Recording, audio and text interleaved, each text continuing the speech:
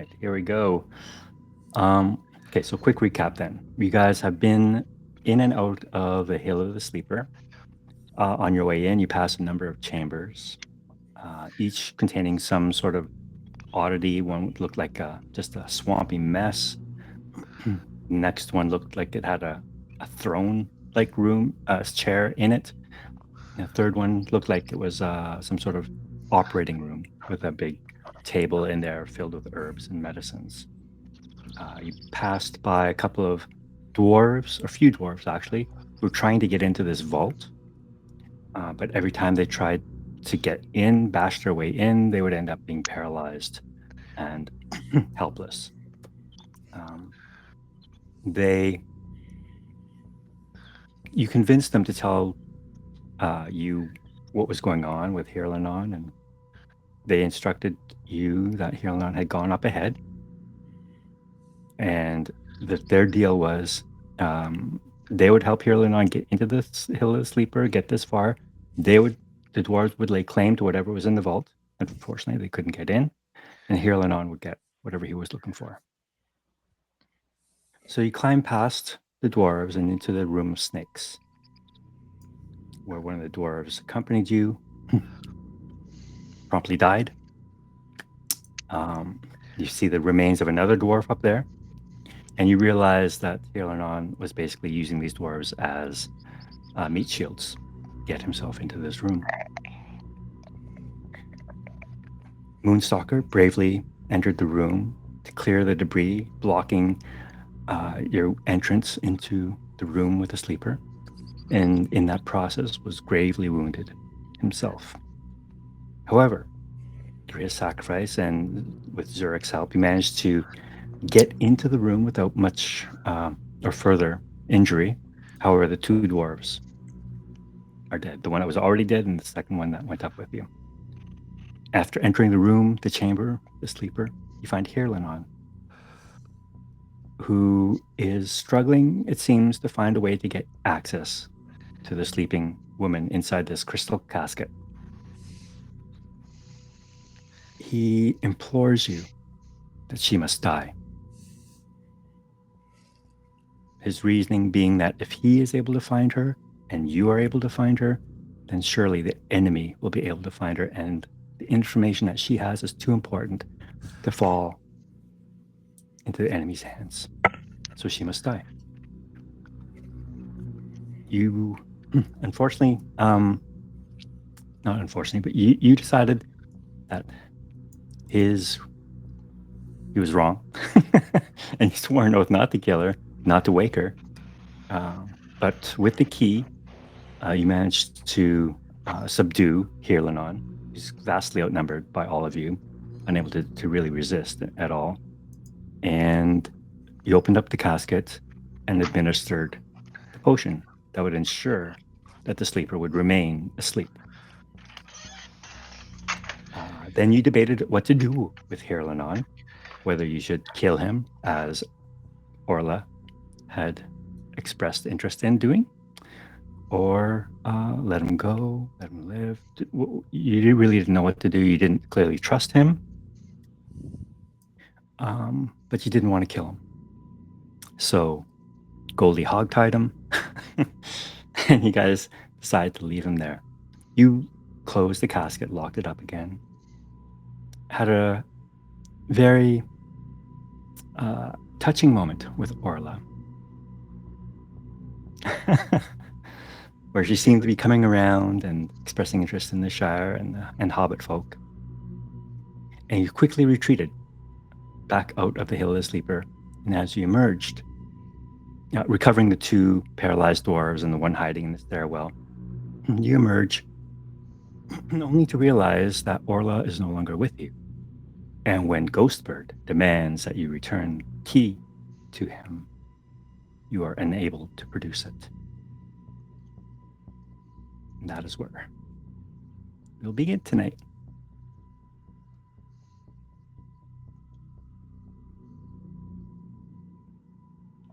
Ghostbird once again demands the key.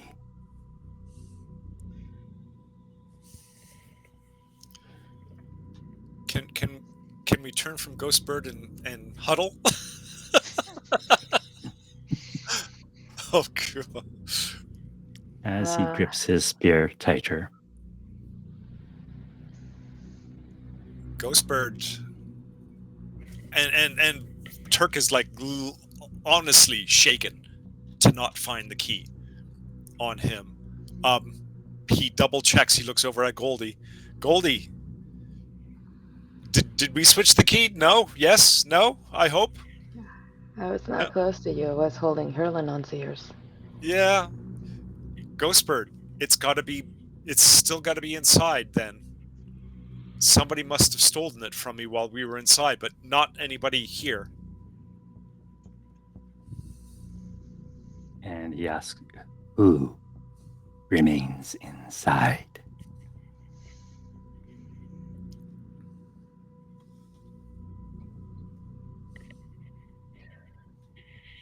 The sister and Hurlin. And I think Goldie's grabbing her sword, short sword, and she's gonna look around because she trusted her. She really did. I think we have to go get it. And she's starting to walk towards the sleeper again, the hill, to go The back hole inside. in the ground. So we quite literally just for clarification, we walked out. Ghostbird and you Khalil are right there at the exit. There's no way unless somebody went up the tower and got out, which is possible. But I mean, we could cover that exit. She's still got to be inside. Which is the problem as Goldie's walking. Moonstalker collapses onto the ground. I think I will rest. Yes, Zurich, Moonstalker, you were right all along. Zurich takes one look at the dwarfs, then at Goldie stomping forward, then at the dwarves, then at Goldie, and he just lets out a big huff and does a dwarven stomp after Goldie. I'm going in too. All right. Goldie? And sorry, Turk, are you going to follow? Quick question, if I may. I know Lady Merlin's not here. Do can Thandil still be in the sky for us? Fayendale is on a mission right now. Oh, did he? I thought she was looking for a swan to send. She's looking. Fayendale is looking for a suitable messenger to send a message back to Gryffindor. Okay.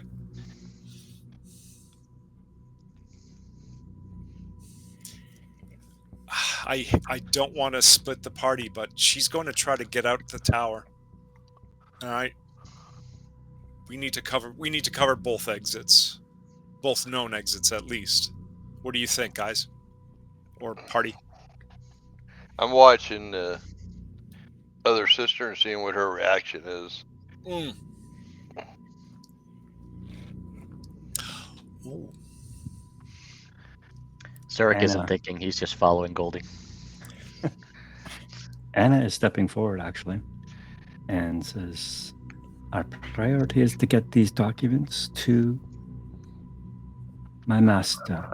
If my sister failed and fell within the hill, her blood is on your hands, and I will avenge it." Anna, you're pretty much aware of who you and your sister are, and don't give me that. You're so full of it. Blame us. Anyways, what more important? What does Ghostbird do? Well, as Goldie and Zurich are stomping their way towards the entrance and you take your first step down, in fact, Goldie, down the stairwell, when you see Orla coming up. Okay. sword to her eyes. Give me the key. She holds her hands up. What now, friend? Don't give me that bullshit. Give me the key. May I reach for it? Yes, slowly. She Zur- reaches Zurich- into And Goldie's Zurich- ready. Yeah, Zurich is like right behind her, and he's in a position to swing. Yeah. She reaches into her belt sash and just kind of pulls out the key. Is this what you're looking for? What else did you take? Nothing. There was nothing else to. And in fact, I didn't take it. I found this on the floor. Tasselhoff. And she reaches out to give it to you.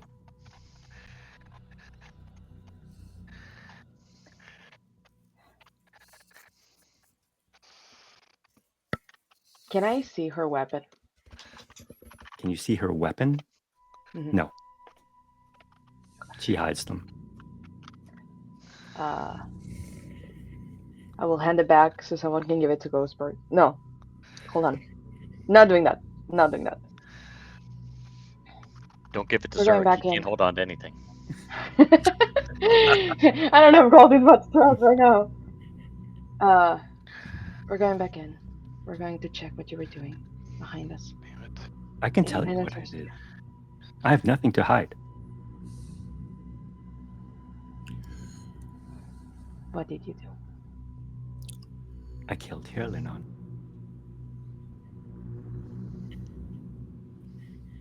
I did what all of you could not. Why did you take the key from Turk?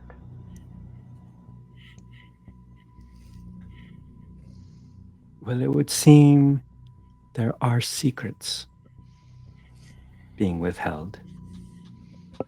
And I thought the key would reveal some of those secrets. And again, I did not take it. It was on the floor. And when I found it, I simply tried to go back, but the woman in the casket is beyond waking now that you have given her that potion.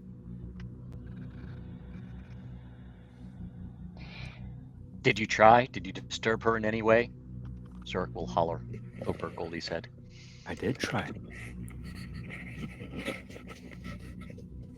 I did try because you have not been telling me the truth.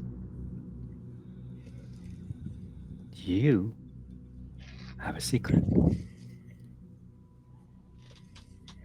And so do you. Our relationship is based in secrets and lies. We're here on a mutual agreement that we're gonna go there, drop these documents that you so want, and then we're gone. We're not gonna see each other again. You have lies, we have lies. We protect our secrets, we protect our own. You made me trust you. I trusted you. You disappeared behind me. With something that's not yours. Are you telling me you've said the truth the whole time? Don't make me laugh.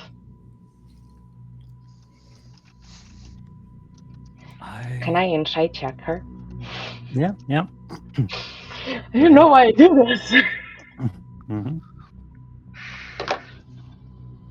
Yeah. As far as you know, both Anna and Orla have never lied. I mean, they've never lied about who they are, what they do, or who. Like, so.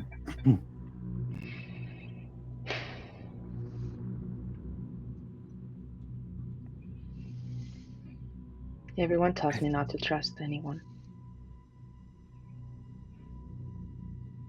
And I failed one more time. Not anymore. We're going back in. Or I'm going back in. I want to go check the sleeper. Can Ghostbird maybe go back in more safely than us and check? Do you ask him? What does the party think? Sorry. Just stay in character, Mandy. Let it roll, man. Do it. Yeah. Ghostbird, you're guardian of the. Is it the Mud Palace? Or is that what they call it outside? No one calls it the Mud Palace. You can call it that. Okay, don't want to offend, Ghostbird. You're the guardian. You're the guardian of the watcher under the, the crystal casket. Um, could you go back in and make sure everything's okay? Because many people have lost their lives inside. The key. We have accomplished our mission. She has been given the vial as requested by the wise woman, but somebody needs to make sure that she has been undisturbed, that her ring is still in The place. key. Well, we have the key though. Oh, I don't know that, right? I have the key. It's in my Yep. hand. Yep. I'll just put it out without stop looking at Orla. If you're going to check, I'm coming with you. Between you and Ghostbird is Zurich. So Zurich, do you take the key and pass it back? Are we like single file or something? Pretty much down the spiral staircase. Yeah, single file. Yeah, it's all I can do to hand it off as quickly as I can. All right. Ghostbird grabs the key and he says, "Leave."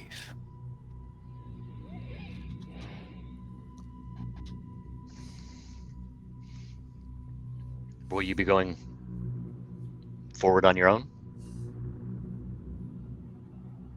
If the sleeper has been secured, I shall resume my duties within the hill. Your task is done. Leave. Circle whisper to Goldie, "Come on, let's get out of here." Moonstalker gets up and staggers back towards the village, not bothering to see if anybody's following him.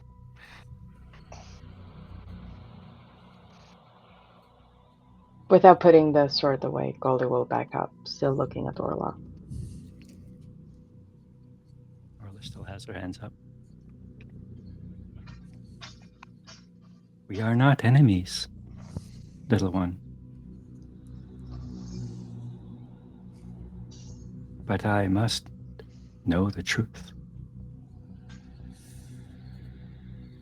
Why do you want to know it so bad? Your only mission is the documents.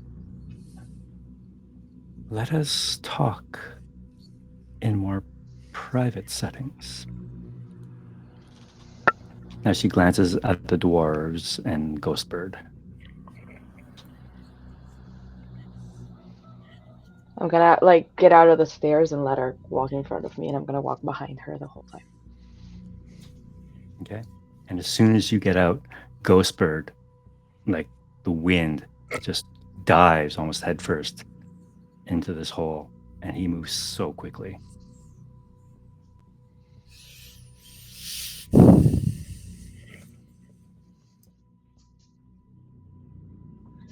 The two dwarves cannot move yet, right? They are getting better, but they're not 100% yet. They can wiggle their fingers now, but that's about it. Okay. And they'll be high for a little bit longer. They're fine. All right, then let's go. All right. So I'm assuming, Zurich, you're going to be Follow carrying. Goldie. Are you helping the dwarves though? Because they can't walk on their own yet. Where are we? We're leaving this mound and going to the camp. Yeah, I'll help them back to the camp.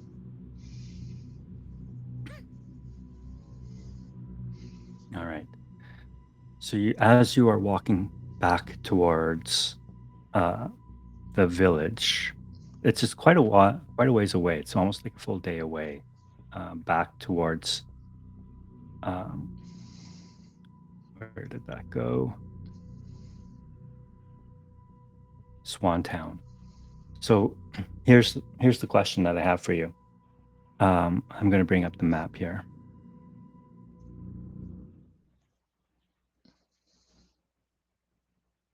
All right, so you guys see where your token is? Where Turk is? That's where you are now. Okay. If you go back to Swantown, you'll be heading west, effectively away from Isengard. A full day march, so you'd be heading back towards Tharbad. Okay. Do you want to go back towards Swantown, or do you want to turn south?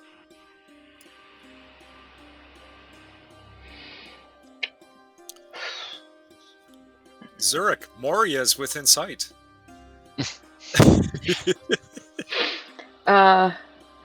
Did the wise woman say that we had to go back? Because I know Eucaliel had questions for them. Is Hostel and Dill friendly? We have notes somewhere that it's not. It would be in ruins. Yeah. Now you would know that it has been ruined since the Second Age.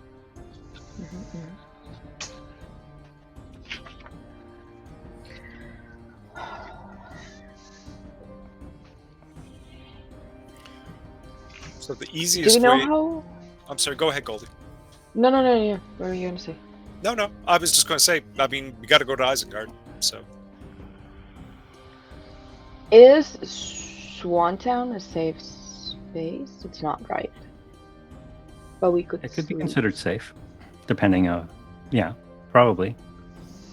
Because Moonstalker needs to heal. Yeah. Like, It I don't will know if I add 2 days to your journey. 2 days. Is Eucaliel just like chilling with us? Yep. Okay. I mean, as long as Eucaliel is like low key, Zurich will go back to Swanfleet. I'm pretty. Wait. I'm beat up as well. I'm less than half.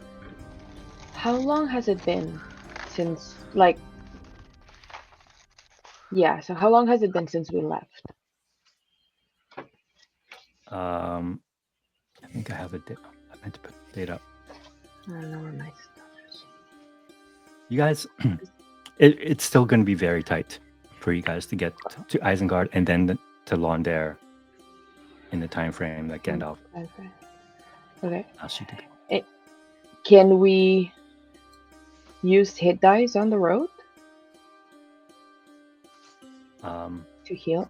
For short rest, yes, you can use your short rest to reclaim hit dice. Okay, because we would not be able to long rest that. I feel like Isengard. Yeah, I feel like getting there faster is Goldie's idea. So we don't have to deal with them any longer. Yeah, Goldie will say she probably has a map somewhere. And just like, we're messed up. We need to get to Isengard as fast as we can.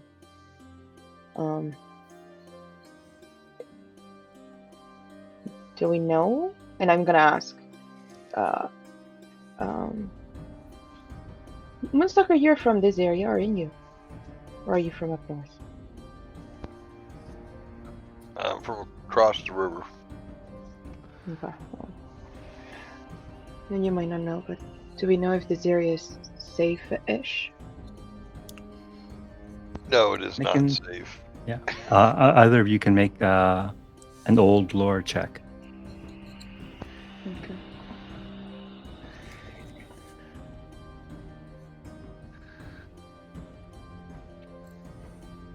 You try to recall stories of this place. Most outside of Eregion, it's mostly known as Holland. It is a place long forgotten. Used to be the home of elves and elvish kingdom almost, but nothing has been heard from it much since. All you know is that there have been raiding parties of orcs and wargs descending down from the misty mountains that head westward occasionally. Well, I'm automatically going to assume it's not safe since it's not anything habitable between the river and the mountains. So, and I know Moria's there, so I'd just say no. This is not safe area at all.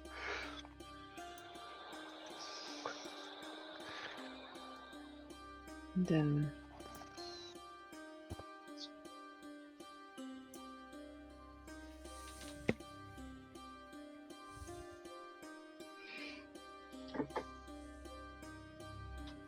I guess Goldie still thinks. I still think going. We're not going to be able to rest calmly until we are in Isengard, and I think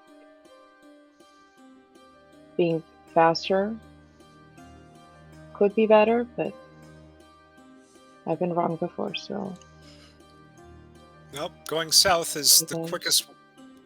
Going south is the quickest way to the north-south road. I'm not going anywhere until I rest. So you can continue on without me, or you can wait for me to recover. Then I guess we're following you. We're going to be late, Zurich says.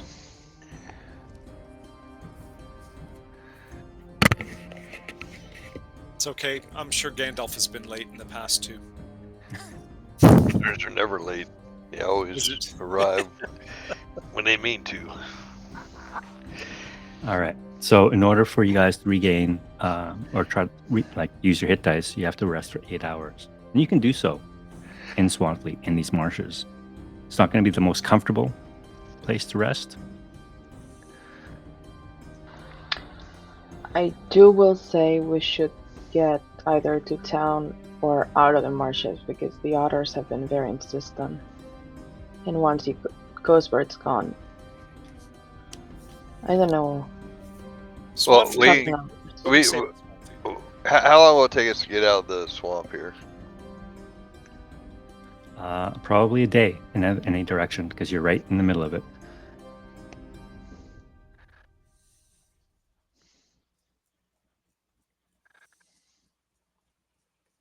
So if 1 square to the west is Swan Town.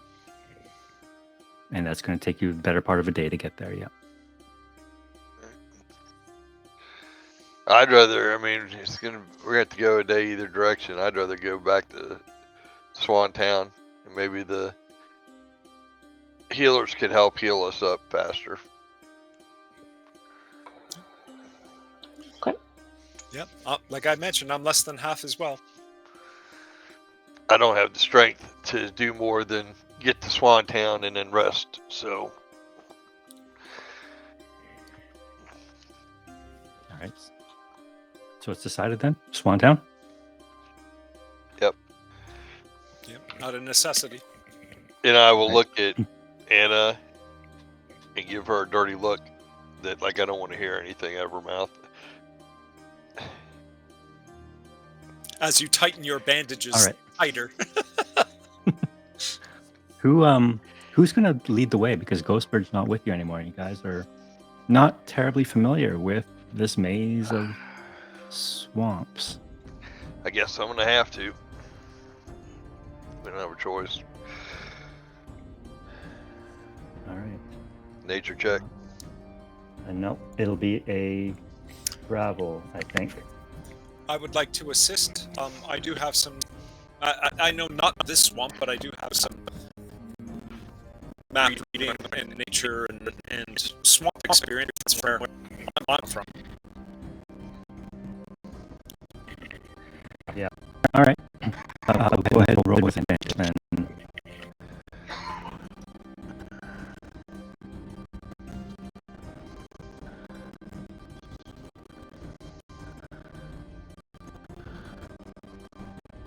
Anything. Manage to make way westward 1 square without too much difficulty. You do notice the otters trailing you, but you vastly outnumber them and you are well aware of them, so they keep their distance. They're watching you. Goldie's learned. She's gonna be behind Orla the whole time, hand on her sword, and just watching both Orla and trying to like peek at the otters. You have your sword out the whole time? Put it away, but still hand on it. All right. Orla is watching you, and you can see you don't need an insight check to notice that she looks amused. Yes. You little ones, brave. Perhaps Goldie's a eyes little, are red. perhaps a little foolhardy, but I cannot blame you for or doubt your braveness and stoutness of heart. Now, tell me, why did we go to the sleeper in the hill? What is it that you needed from her?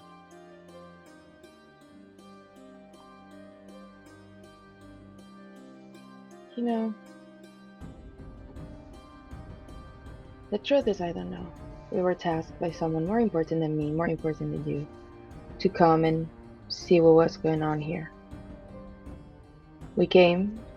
They were also looking for us, as you saw. Here, Lennon mentioned that the enemy also sought this woman, the sleeper, and that she possessed important knowledge enough to die for.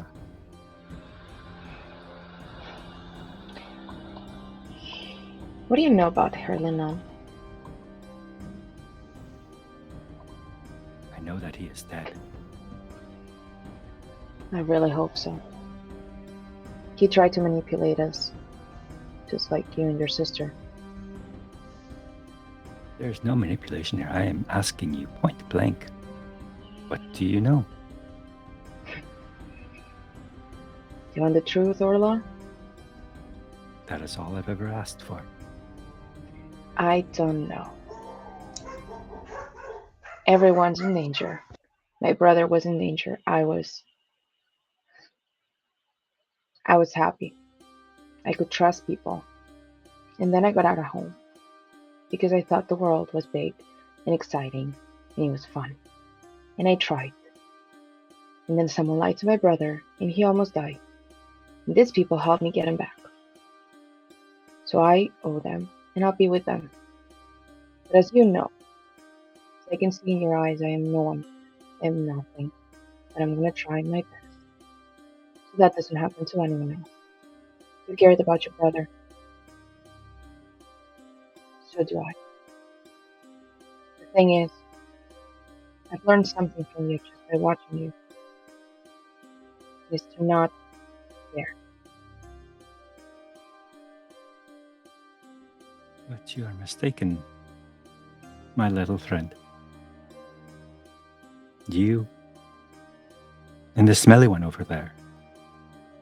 You have impressed me, and I owe you my life. And for that I will not ever forget your kindness and your bravery, traits that are very rare in the world these days.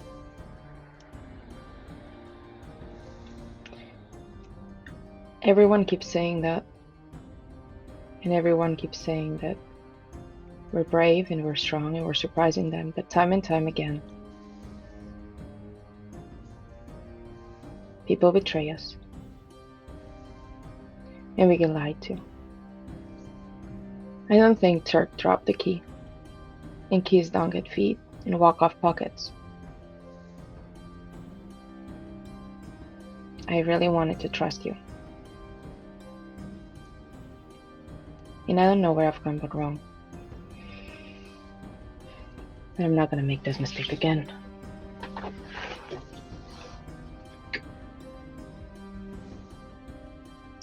Do you allow her to continue the conversation? Or was that like... Goldie's shaking. Well, she remains quiet after that. seeing how upset you are. So she'll walk beside Turk for a moment.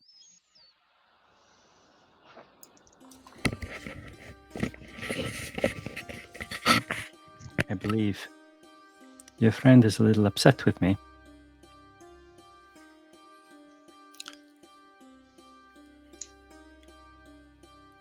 One thief knows what another thief knows. And you know I didn't drop that key.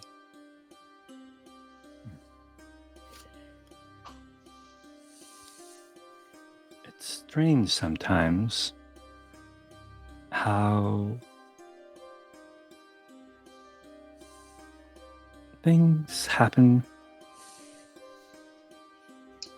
Perhaps serendipity is the word I'm looking for.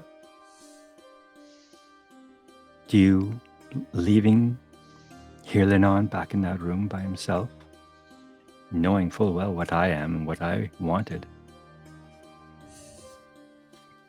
And there it was, key just lying on the floor. I do not know how it got there, but there it was. One cannot blame me for exploring or trying to get to the truth of the matter, for which you, all of you, have not been forthcoming. We have wasted the better part of a week chasing this sleeper in the hill, and yet we know, Anna and I know nothing about her. Why this detour? Why the enemy is so interested in her? You've met Master Elrond. You've met the wizard Gandalf. You work for Saruman, correct? He is our master, yes. Then I'm sure they will have answers to your questions, because Gandalf is the one who sent us here, and he's largely kept us in the dark as well. So Mithrandir, he knew the location of the sleeper in the hill. He just said to come here. That's all we know. But why would he send you upon this task? That's a question for Gandalf. I cannot believe that he would ask you to find this sleeper and do nothing upon finding her. But we That didn't. makes absolutely no sense. But we didn't. We gave her a potion to keep her alive. You saw. I'm not telling you something you didn't see. Again, Open your eyes. you're covering lies with half-truths. So I didn't give her a potion? No, you know exactly why we were there. I don't know exactly why I was there. I'm just a hobbit. You know that. Let me You just called us naive, and Let me be clear, and I say this with the desire that I do not wish harm to come to you or your kin. Upon reaching Isengard, my master will hear news of the sleeper in the hill, and he will demand to know who she is. And he will go to great lengths to find out.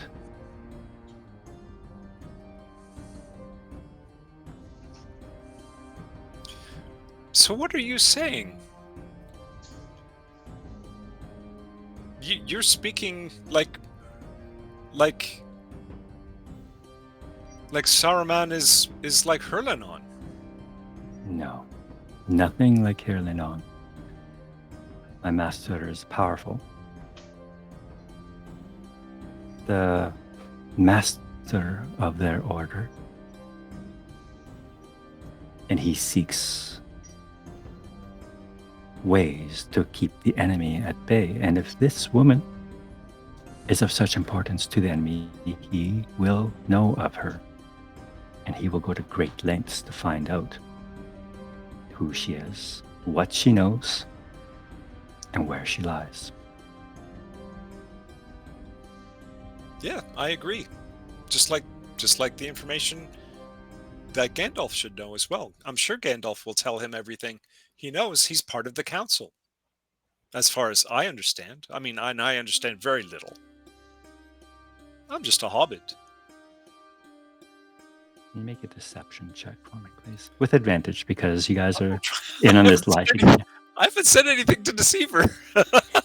You're keeping out a major part of Deception. Oh, I'm going to fail this.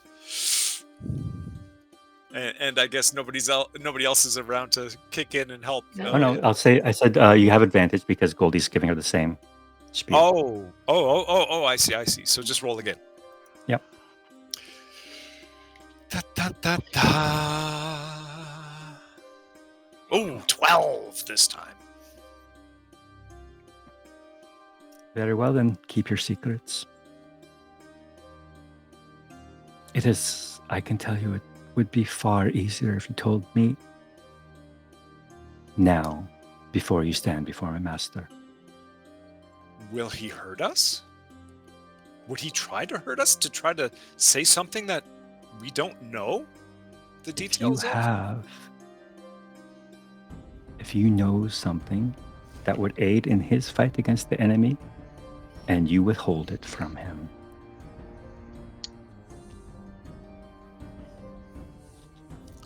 let me just say, he is not a merciful man. I have nothing. I have nothing to withhold from him. You saw Ghostbird took the key. I was tasked with that, to give her the potion. You saw that. I have nothing. I will stand in front of your boss and tell him Very well. exactly what I know. That Or day what will I- soon come. Yeah. And she walks away. In a huff. Now, making an insight check.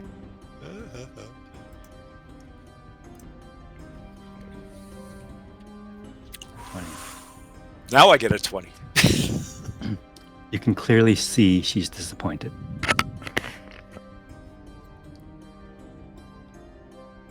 And not so much disappointed that she cannot get the information from you, but disappointed in that you do not trust her. Oh, please. Okay. But natural 20, I mean, is That's what there I'm saying. any... No, but I know. But is there... Oh, okay. I got what you're saying. But also with is there any indication that there's any violence, any... No, you Towards get us. the sense that what she said, that it's better to tell her what you know than to wait until you stand in front of Saruman. That she honestly believes that. So do I. So do I.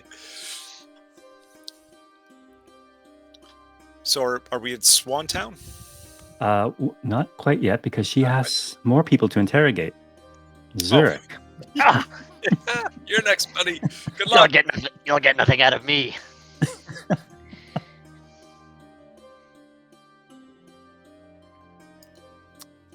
Master Dwarf. Did I overhear these Hobbit conversations? Make a perception check to see if you have. Oh, we all know how to get information out of Zurg. Hold him down. Cut his beard off. No, wait.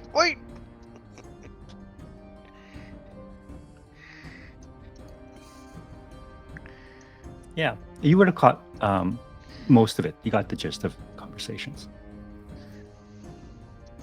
And she wants to know what the deal is with the sleeper, and she asks you outright, why did we go to the sleeper in the hill? Not your concern. But you see, it is my concern. And it should be your concern, too. You follow us like stray puppies, and I'm getting tired of it. Be on your way. We'll get your documents to where they need to be. If you choose to follow us, that's on you. Simply, if that is what you wish, simply give us the documents and we shall part paths now. It's our job to deliver the documents. It's your job to watch, apparently. It would seem our fate is tied then. And as long as our fates are tied, I feel we have a right to know why we spent so much time hunting for this sleeping woman. Mind your business, and I'll turn my back and walk away. Dwarves and their secrets. It is no wonder that their kind is dwindling.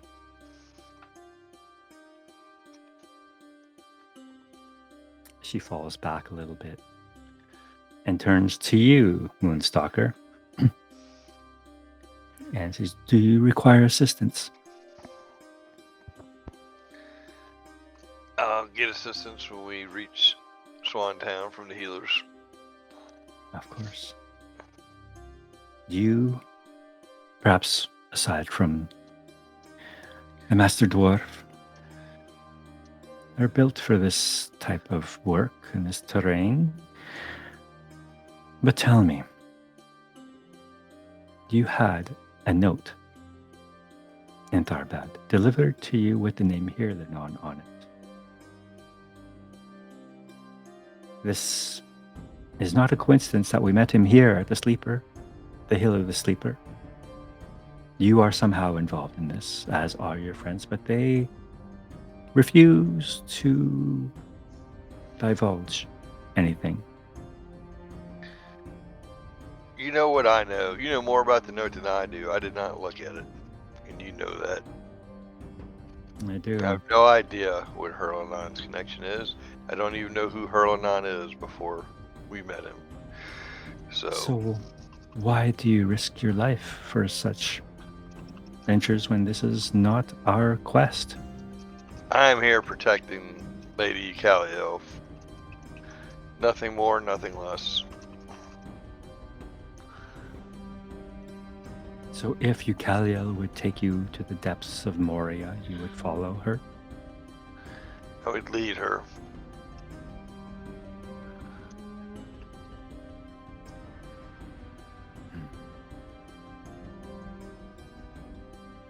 It is strange that the men of the West would have such arrogance.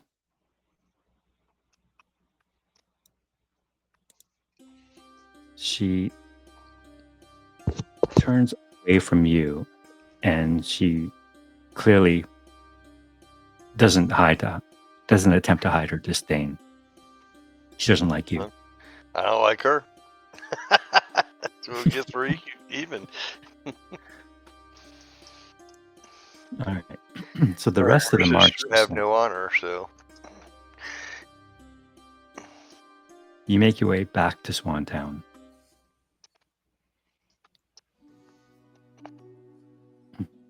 And you find your way through the reeds, and it is well camouflaged and hidden. But with that roll, you managed to find your way. Since you were there already, you managed to find the telltale markers to guide you through this swamp to part the reeds, and you find the village once more. Upon arriving, the mayor greets you, the wise women greet you, and the wise woman asks you, "It is done. She is asleep." if you're talking to me, I will say yes. If not, I'll just be quiet and let Turk answer. By all means, we were all there. Well, no, I mean, instead if they're addressing me, I'll answer. If not, you can answer. Raise the sleeper. And I see you found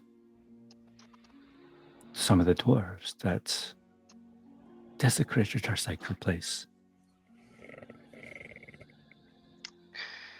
Is Zorik at earshot?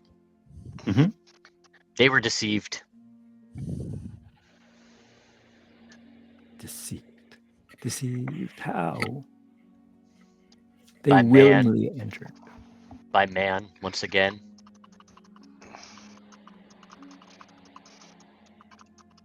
By this time, after a full day's journey, they're able to walk slowly on their own. Not fully recovered, but they're able to move around on their own.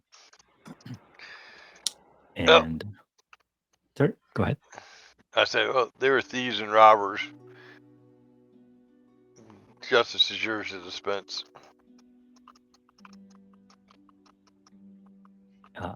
They Sure, can't argue fall. with that. They That fall gets to their knees. a beard tug. They fall to their knees and bow. They say, "Please have mercy. We did not know. We were told it was an abandoned ruin, and there were treasures inside for the taking that belonged to our ancestors."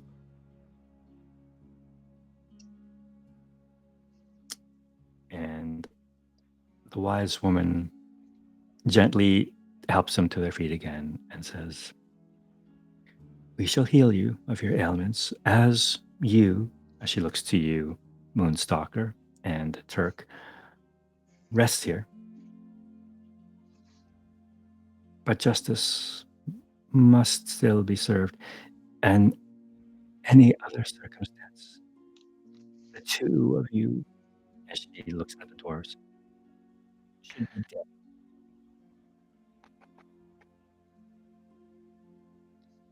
But I fear now that you know where the sleeper in the hill is, and you know where our village sits within Swantown, your punishment will be to never leave this place again.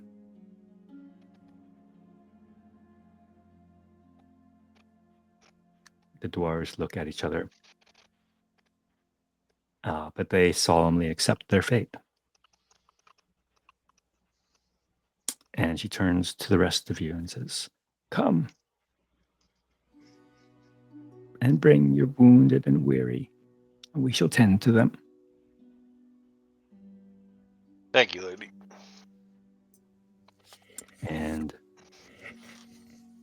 she guides you to a small hut where you're instructed to lie down. And this room has been adorned with many of the same herbs and medicines and instruments that you saw in that one chamber back in the hill. And the three wise women start to administer their medicines. And you guys can all heal and get a long rest in, a proper long rest.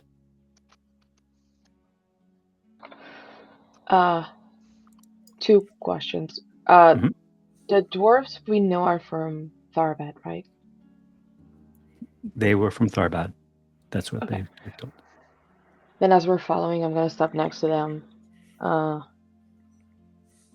It seems like a punishment, but I think we've been to Tharbad, and this might be a better life for you. Don't trust silver tongues. And before they say anything, I'll just walk away. You can see that they are kind of confused and out of place. Dwarves in a swamp. Not their preferred habitat. Better than Tharbad, though. Yes. And when I go into the, sorry, Go ahead. I was gonna say when I go into the healing room, I will like look at everything and like try to pay attention to what they're doing and how they're healing and stuff. These women are extraordinarily skilled, rivaling even elvish healing. And you can tell, even actually go ahead and make a medicine check to see what you can observe in their skill. Maybe Goldie can learn some stuff. Right. Their techniques are quite advanced. They not only use leeches, but they'll use herbs and medicines, and they're not afraid to make cuts to heal too, which is kind of counter to what you learned to as well. Like they make the wound worse to make it better in the end, almost. But the poisons, for example, that greatly wounded Moonstalker, they use herbs and compresses or whatever to leach out the poisons from his blood. They make incisions in various places to effectively bleed him to help get that blood out.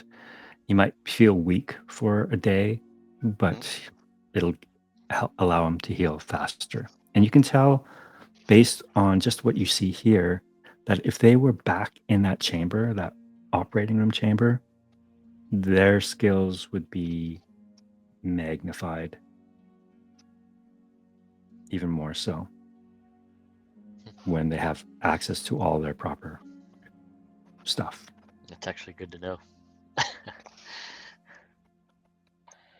Yeah, I'll ask questions if they answer and just pay attention to what they're doing and try to take notes as much as possible. Really briefly, I did mention, asked last session, maybe at the beginning, whether at some point, I think you mentioned that there may be a room within the palace that is of a certain healing, even for shadow scars or shadow points.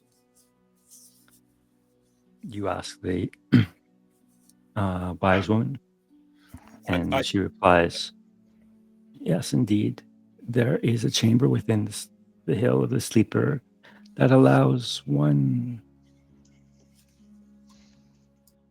to shake off at least a portion of shadow that might be covering their soul. But that takes time. And it takes more than our medicines and administrations, but it also requires intention from the patient." I can only imagine. So, not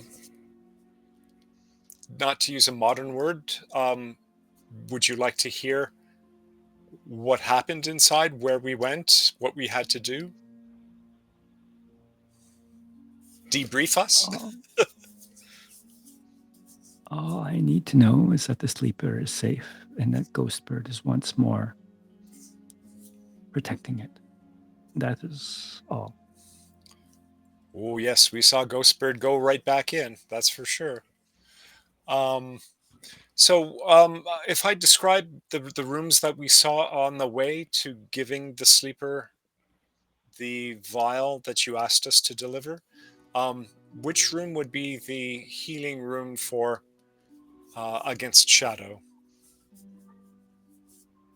It would be the chamber with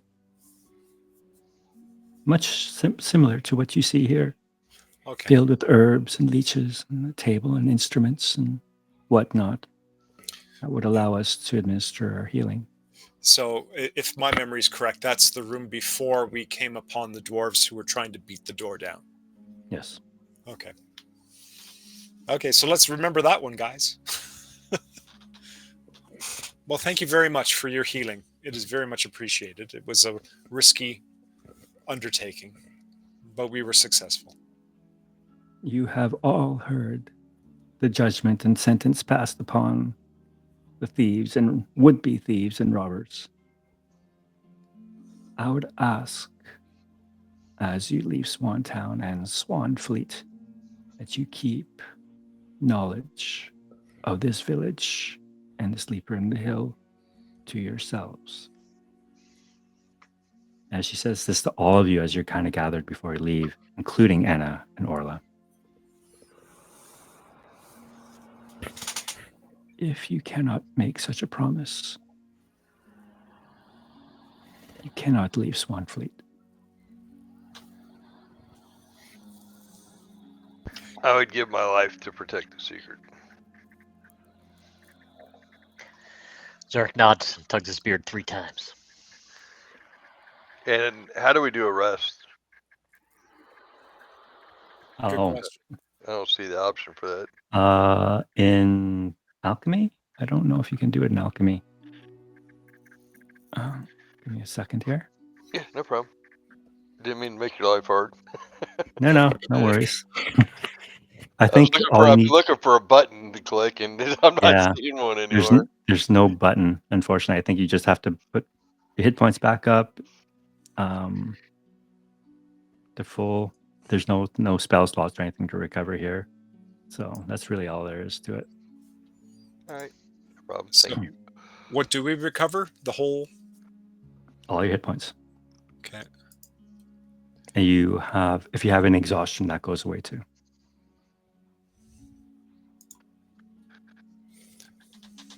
Pardon me, wise woman. How shall I refer to them? Wise woman. Wise woman is their title. Do you have any medicines that would clear one's memory of such a place? No. To do so would harm the person or the individual beyond what is fair, as it would likely. Memory is a funny thing. When you try to erase just part of it, you could, in fact, affect more than you intended.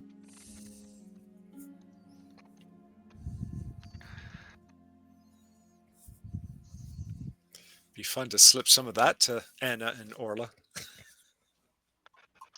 So she goes around and asks each of you, Mother Wendreth is her name, to swear. Now, 2 of you have sworn already. I I swear. swear. And we'll assume I'm you gonna Kaliel swears too. You gonna look at Orla? Yes.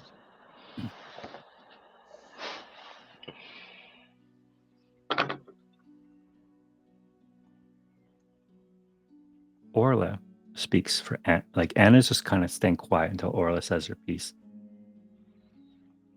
And Orla says, I shall swear, but only upon knowing the truth of who the sleeper is.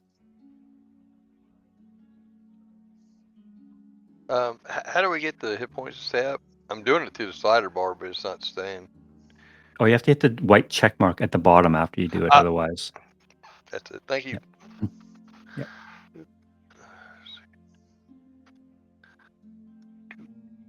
So Mother Wendra pauses for a moment when Orla demands this.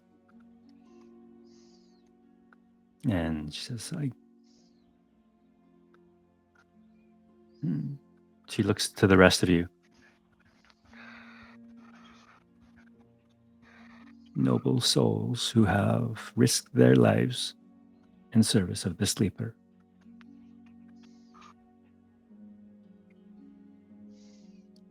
Is it safe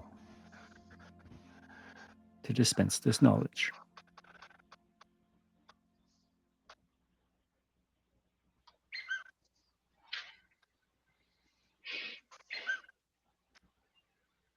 They.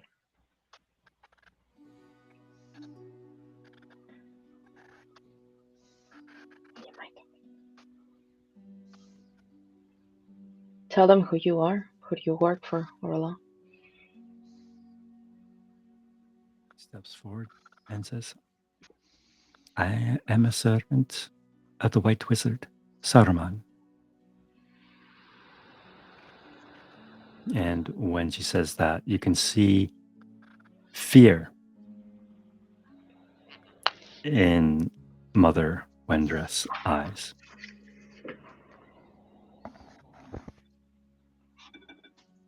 And she says, then you cannot leave.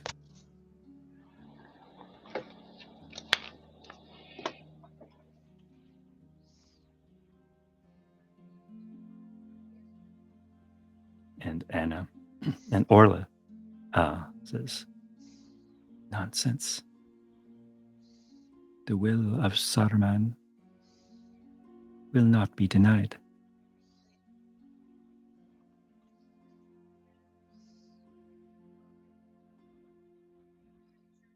And you can see a look of sadness cross Mother Wendrath's face.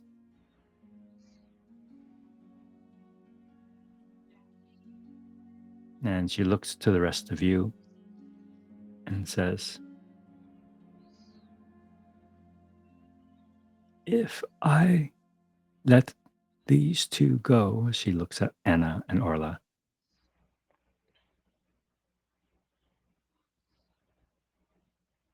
we will lose everything.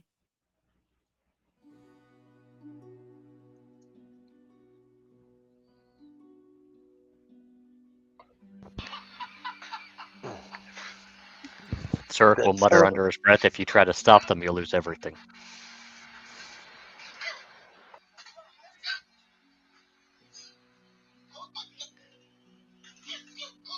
She looks back at Anna and Orla and says, no one here has the power to stop you from leaving Swan Town.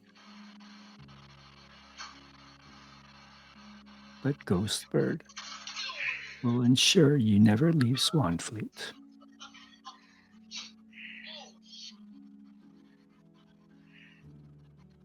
At that, Anna just kind of smirks and says, I'm not afraid of a bird. Zurich mutters under his breath again, I'd love to see that fight.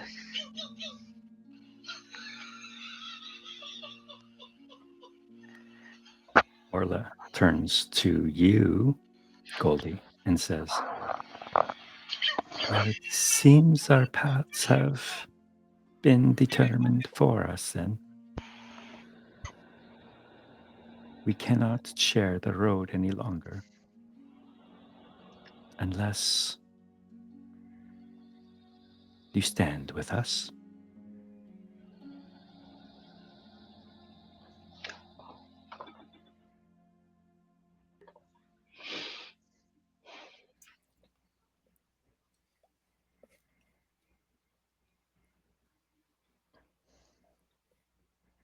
What reason do I have?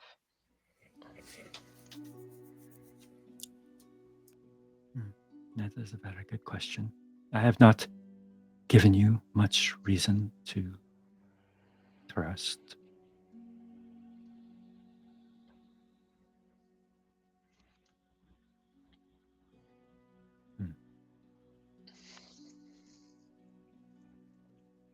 But know this, as long as you are in my company, I would not have allowed any harm to come to you.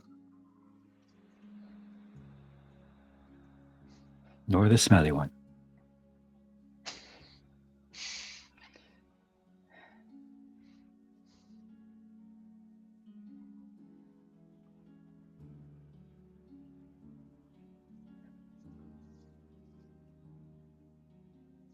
But should our paths be separate now, and you deliver the documents without us, we will have failed. And Saruman's wrath is swift. Is your life so important? Or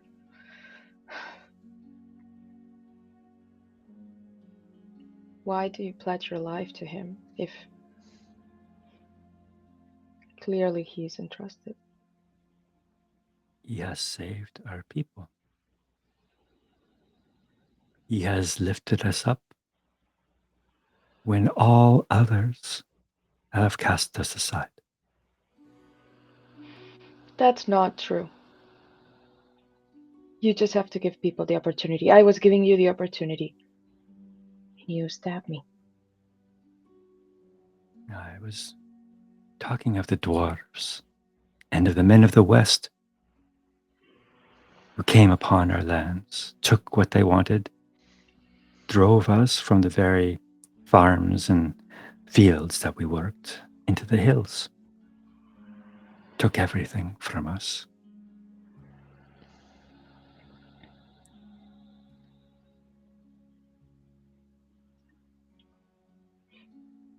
So what is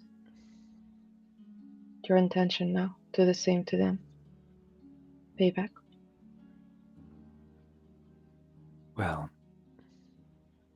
if you shall not travel with us or stand by us, Anna and I will find our own path through this wretched marsh. And if we need to fight that bird, We shall.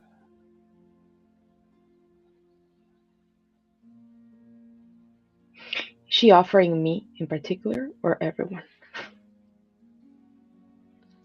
Well, everyone, but she knows that the ranger and dwarf are not gonna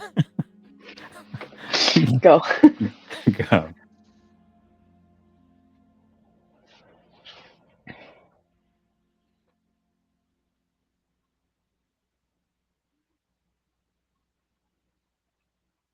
I am gonna turn. Oh no, I don't know.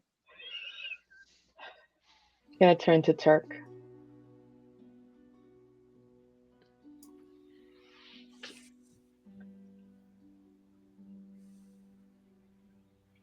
I don't trust them.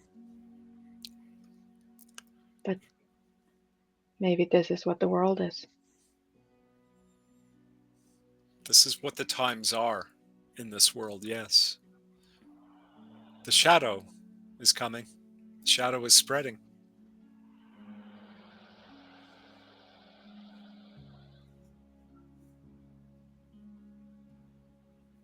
We have to deal with it.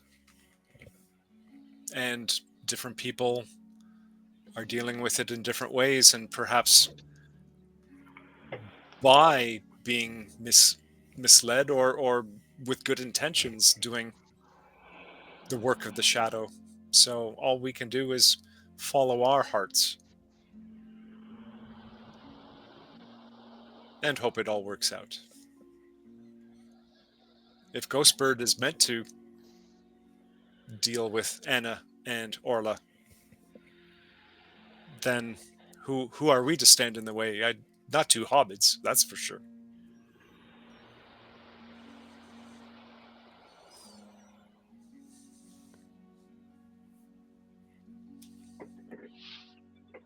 What if they're right though?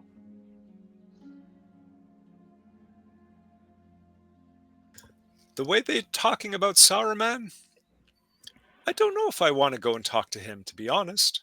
I think I'd much rather go talk to Gandalf, and even Elrond scares me, but not like how they're talking about Saruman.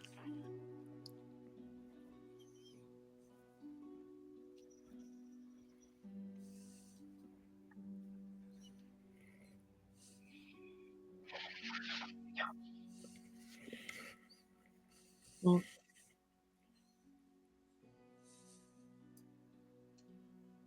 Are you saying this? Are you having this conversation in front of Orla? Mhm. Okay. Orla repeats to you, says, I will swear this oath of secrecy, as will Anna, as she gives her sister a quick glance. If you tell us who the sleeper is and why she is important. Does this include Saruman though? Yes.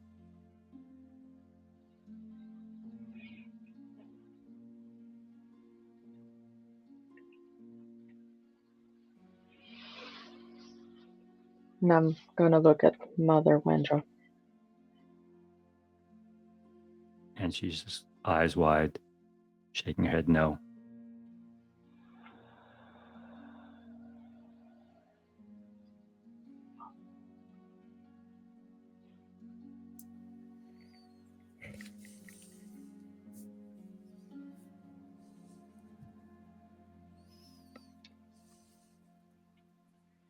I think I trusted you one too many times. You'll have to do something else to prove your trust.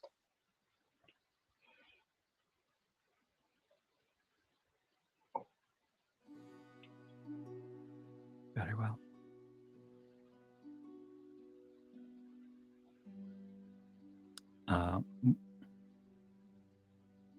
The two dwarves that you rescued from them from the hill, they are not with you. They're kind of sequestered off. They're in their own little place, still recovering and under guard.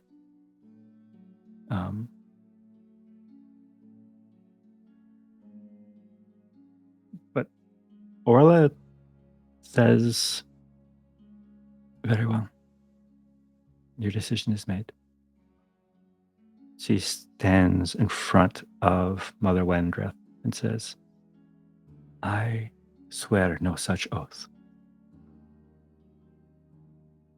And if it is your intention to kill me and my sister,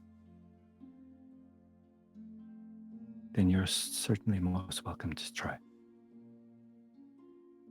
And now it's unfortunate that Eucaliel is not with us tonight, because they would have demanded from her that she hand her the documents. Yeah, that won't happen because I'll be stepping between the sisters and Eucalio at this point, with my sword drawn and my shield up.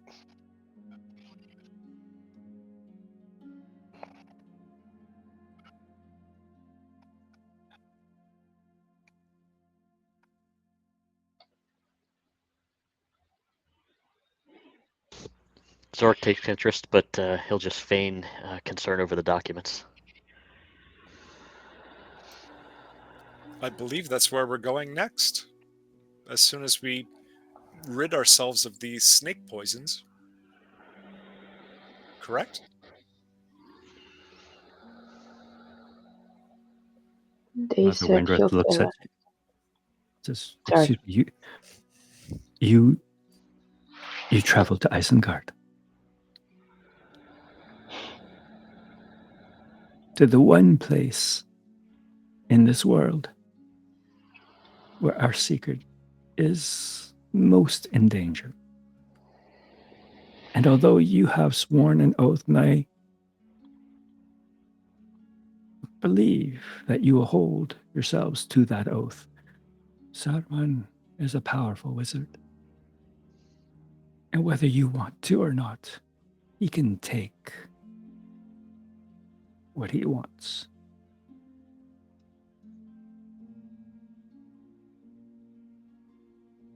Then I'll say, over my shoulder, then why would Mithrandir have them travel here on their way to see Saruman? That I do not know. The way of wizards is beyond me. But I would just ask that you reconsider and not travel to Isengard.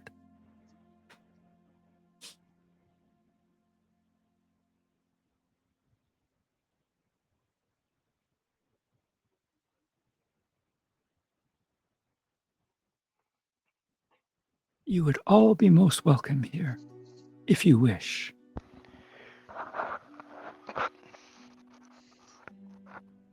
Forget the world's troubles and stay here with us. And wait for the world troubles to arrive here. What troubles do you mean, my son? We have a job to complete. Do you not know? The enemy has returned.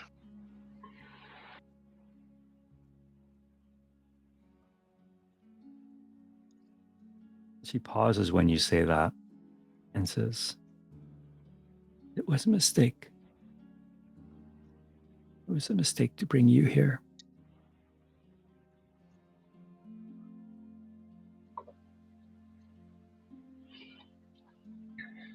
If the enemy truly has returned, then he will be looking for the sleeper.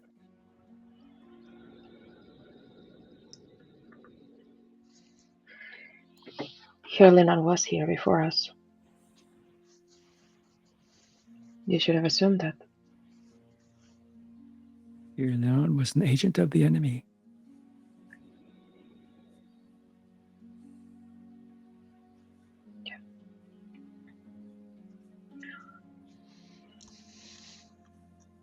We must take counsel. Please, take the time you require to rest and heal. We shall summon you when we have arrived at a decision. And she and the other wise women and the mayor leave.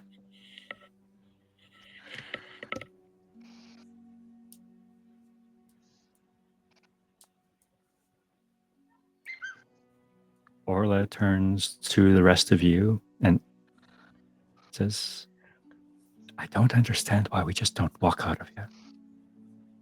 They have no soldiers or weapons of any kind that I can see. All they have is that bird. Surely, with our numbers, even the bird cannot stop us.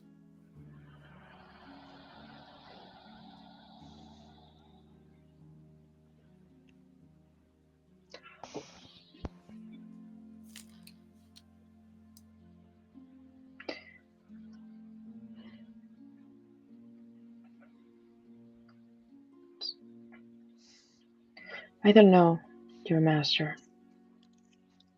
And everyone's telling me to not trust them, except for you. That's conflicting. But people that has given us counsel before that are names of history that I thought were names of tale and stories. Ask from us to do something and to seek this wise woman's counsel. You've seen them; they're no joke. They healed us in no time. I do not doubt their ability to heal.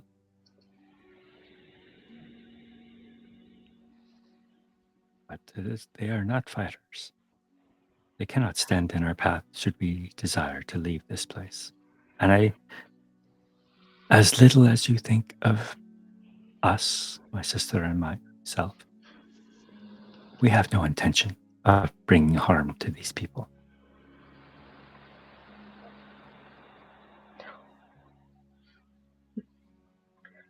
But your actions will, and they're scared of it. They've been here for how long? Being safe and protecting. And maybe I don't know who, at the end of the day, who the enemy is, because in theory, everyone should be fighting the same enemy, but you're all against each other, so maybe we're not.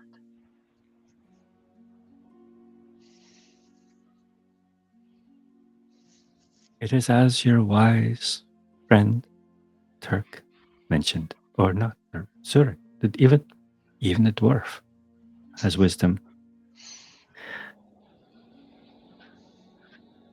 They cannot hide forever. The gaze of the enemy shall find them, and the sleeper. Then maybe we should give them enough time to protect themselves.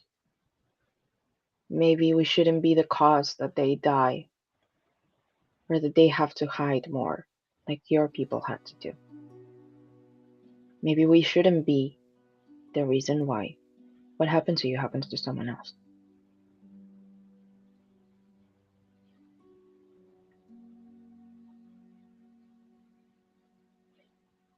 And sometimes, as you're asking me to trust you.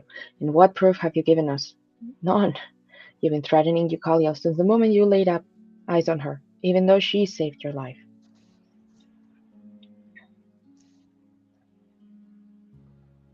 And you want blind trust from us? Yeah, that's true. We should all be killing each other because 50 years ago someone else killed our ancestors. Is that what you want? Is that what we're fighting for? Is that what you're fighting for? Because if that's it, well, Do not we're on the wrong deign side. to think. You know the hardships that we've lived. You and your beautiful, protected little Shire know nothing of the don't know. hardships. You're right, I don't. You're right. But I've seen you, and I see how ruthless you are, and I see how scared at the end of the day you are of that coming back to you. You decided to kill everyone without asking questions. That's okay. That's your job.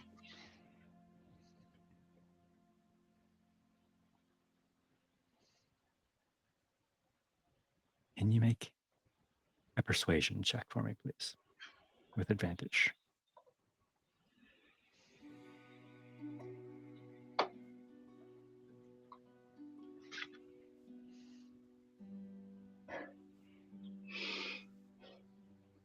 All right. You see Orla goes quiet. And without saying another word, she walks out. Anna kind of looks curiously at you and then at her retreating sister and follows her sister. I'm gonna follow them. I'm not gonna get close enough, but I wanna just like keep them on eyesight. Okay. While you leave, one of the villagers comes in, a young child, and he looks around the room and he sees you, Zurich. Is, are you a dwarf? Are you blind? I've never met a dwarf. I'm sorry, sir. Don't squash me. Don't. Why would I do that? You haven't given me reason to yet. I'm sorry, sir. The other dwarven folk, they're asking to talk to you. Zurich will tug on his beard and walk past the boy. As you walk out of the little hut, you look around. You don't really know where you should go. The little boy comes running after you. This way, sir, and he runs off to the far side in the village. All right. Zurich, of his own volition, will walk in the same direction as the boy. Okay. He leads you to a building, a structure that's unlike most of these other homes, which are made of sod. This one is made from wood. And you see one person standing there in front of it. He doesn't have a weapon aside from a big-looking stick as his weapon. And he looks at you approaching and says, Yerkin, they wish to speak to you. And he pulls out a key and opens the padlock, opens the door, holds it open for you. I'll walk in. All right. Closes the door behind you, and you hear the padlock closing. I have my axe. I'm pretty sure I could chop that door down if I wanted to. Probably. Not a concern. All right. You see the two dwarves sitting on the ground on the far side. They're not chained or anything or tied up or anything, just kind of sitting there. When they see you come in, they both get to their feet and give you a little bow. And they say, rightfully sorry, the circumstances we met. I fear we have some explaining to do. Aye. That would be good. You must believe it was never our intention to desecrate a sacred place that we knew nothing about. What was it that attracted you so? Treasures from the Second Age, when the dwarves and elves apparently worked together, although I find that hard to believe. But those treasures locked away in a vault in that hill. I have heard our history. It is part of our past. What specifically? The lure of treasure can be strong, but strong enough to follow that man into that place? They look to each other for a moment and they say, well, far be it from us to say with any certainty, but we did catch Master Helen on talking with our captain about a ring that was gifted to the dwarf and lords ages gone in the past, and I understand that he had promised our captain that ring. Zurich will huff and tug on his beard. Ring, you say? A ring that would apparently... a gift of gold is what they called it. A little twinkle in Zurich's eye. Yes. It does sound like it would be worth the risk. Now, you are our kin. You understand our plight. Dwarves are never in plight. We make Well, choices. they mean to keep us here on this swampy island. Surely, you could speak for us. Well, I did come from the Blue Mountains, but I made my life in Bree. And if this is your lot, you shall make your life here. It's that, or perish. But if that ring really does exist, it is our right.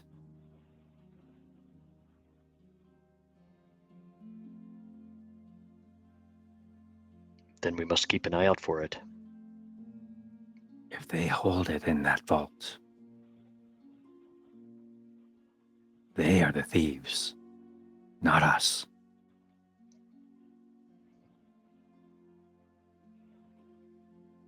I think you travel back to that vault at your own peril.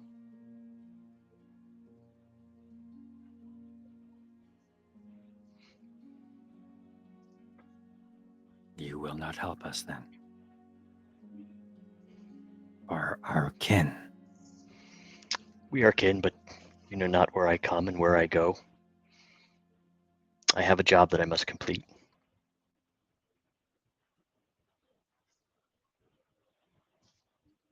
I saved you, brought you here.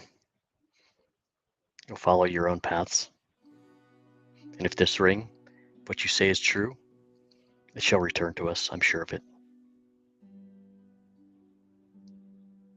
But it is right there, behind those cursed doors. Is it now? Because the man told you it was. Why don't you go ask him now about it? Ha ha ha ha ha.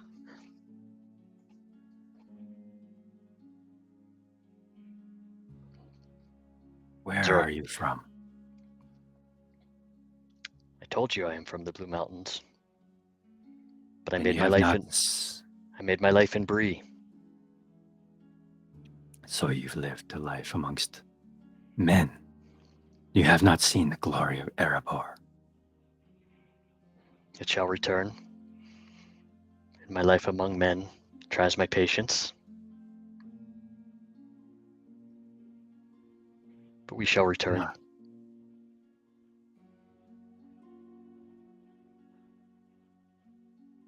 Have you heard?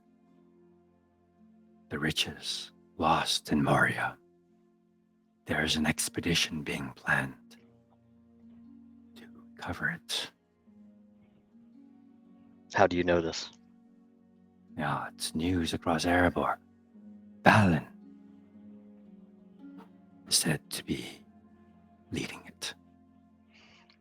Zark stands up a little straighter at the sound of that. Thumps his chest.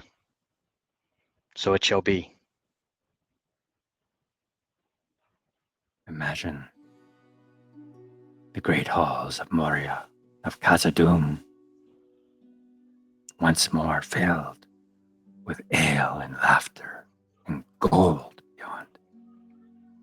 our wildest imagination and Mithril. Well, then you have my blessing. When you hear the laughter of our kin fall upon the hills, you may leave this place. But until then, I do believe this is your new home. But the ring will help us. Do you not see it? It is there for us, for the taking. And I told you the ring shall return to us. If you think you need to do more, you take your life into your own hands. You've already chased the dream. And I pulled your backsides out of that hole in the ground. If you choose to return at your own peril. It at the right hand of the throne in the great halls of Khazad-dûm. We shall remember this, brother. I look forward to the toast. And I'll knock on the door behind me. The guard quickly unlocks the padlock, opens the door for you. I'll turn back to the two and nod and give them a bow at the neck, enough to say, I acknowledge you as my kin, and then I'll leave. All right. Turk and Moonstalker, while these conversations are taking place, is there anything you guys would like to do? Besides healing, Yeah, you guys are lying in cots, yeah. covered in leeches and herbs. Yeah. Just recover. Okay. Oh, these wise women are masters of herbalism, correct? Mhm. Do they have their own strain of pipeweed? Pipeweed does not grow in the swamps. Maybe we should Unfortunately. introduce it to them. What do you think, Goldie? As someone who has raised tobacco, I'll tell you, you're gonna have a hard time getting it to grow in a swamp, buddy. Between Marigold bringing Jack to the Shire and we starting like a weed trade, we are entrepreneurs here. There are a lot of hobbit kin here. These are closer to Stour hobbits that reside here. Probably, actually, it would be closer to what Smeagol was, river folk. That's what the people who live here kind of Yep. like that.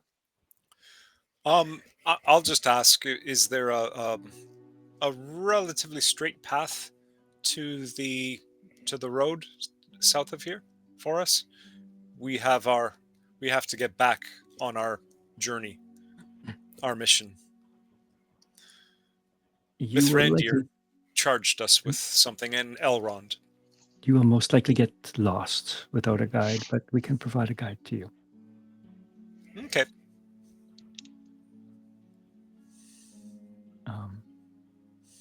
Goldie, as you follow Anna and Orla out, are you trying to be stealthy and not be seen?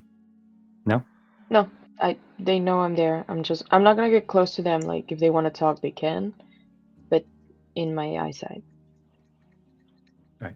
They do walk to the edge of the village by the open stream that flows past it, and they bow their heads towards each other as they have a quiet conversation. And they see you standing there, maybe, I don't know, 50 feet away, just watching them. And they both turn to look at you at the same time. And they go back to their conversation. Yeah. Yeah, I don't want to get close. I just don't want to, like, leave them out of my eyesight again. All right. So later that evening, you're all summoned to the largest building in this community, which serves kind of like a council room. It can't hold more than a dozen people at a time. But you see the three wise women and the mayor there. And by this time, you've had your long rest. You're all ushered in there. You're all, including Anna and Orla, but not including the two dwarves. And you're all asked to sit. And Mother Windreth says, "It has been decided that the two sisters, Anna and Orla, shall not leave Swanfleet.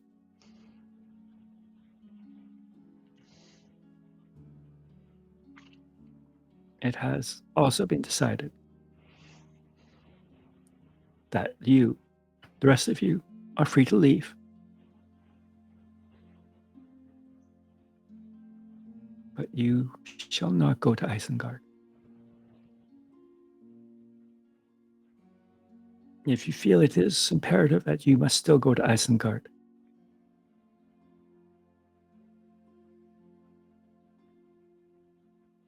then you shall not leave at all."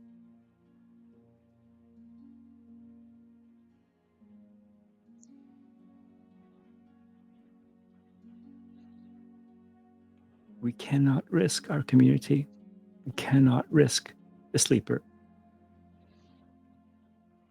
We will do everything within our power, as meager as that might be, to protect what we have.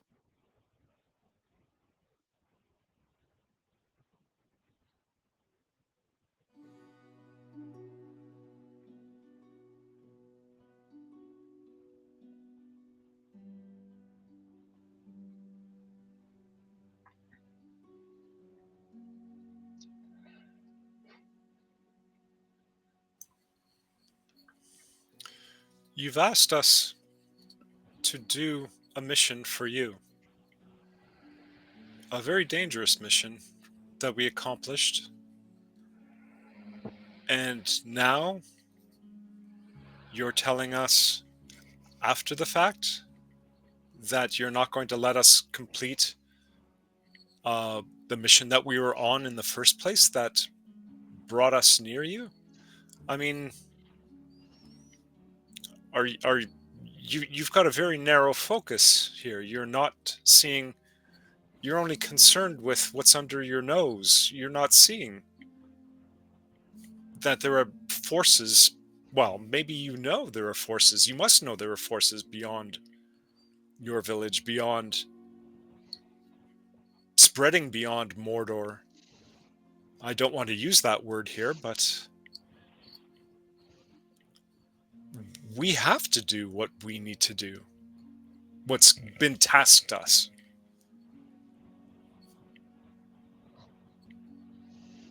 And you make a persuasion check Yeah, that's not going to go well. with advantage.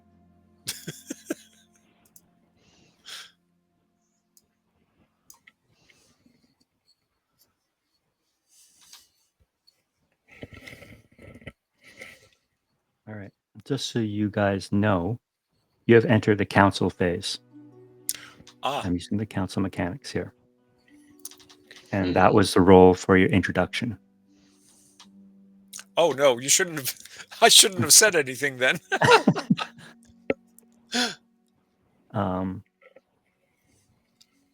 And this is going to be considered a bold request, but your audience is friendly.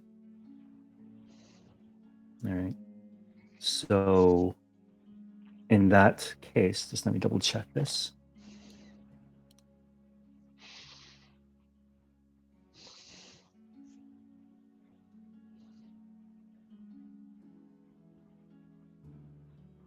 So you need 2 successes to achieve your goal.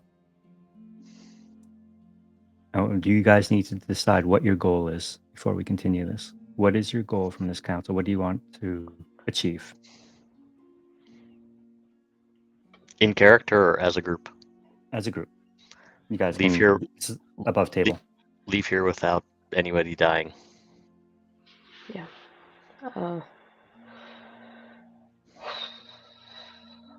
At this point, both me and Goldie don't know if it's worth to go to Isengard for the documents. Where are we 'Cause meeting I up know with? I'm- Where are we meeting up with Gandalf? The town that's Londare. down at the Londar. coast. Londar? Londar. Okay. Yeah. Londare. Londar. Yeah. That's all. That's all Zurich cares about. Yeah. I'm patient enough to pass through Isengard and get these stray dogs out of our pack, but yeah, all I want to do is meet up with the Gandalf. Mm-hmm. Yes, I don't. So the original message was a task by Elrond, or was it Gandalf? I'm sorry, I'm foggy on that. Or was it both of them? They were. Oh, This document thing. Yes. Who set us on the path for this document thing? I hate to It was ask. it was Elrond, I believe. And he tasked it to Eucaliel as repentance for Yeah. killing their brothers. Yeah. but I feel like now we're like at the impasse where it's Something's happened. That's it's everyone's life at this point. I feel like because if we go to Isengard, they said that they're gonna try to kill us, and Anna and Orla said that once we get there, it's gonna be swift. Sauron's going to get information out of us. And I mean, yes, we all know who Saruman is, of course. Yeah. But we don't. But the discussion of Orla and Anna about Saruman is kind of chilling. Well, we don't know about Saruman. Saruman is the leader of the council. That's what we know. Yeah. Yep. So we would think that he would be like Gandalf. Well, you know what I mean. Is that meaner? Yeah. No. Yeah, not like extracting information from us. The fact Forcing that us. Anna and Orla work for him so vehemently and they are ready to kill anything and anyone in their path. Goldie not knowing who Saruman is at all, just, like knowledge of Gandalf is basically like he's a happy-go-lucky little old man that brings fucking fireworks to the Shire at the end of the day. For Goldie, right? So the fact that Saruman has like Anna and Orla, it's not trusty. They,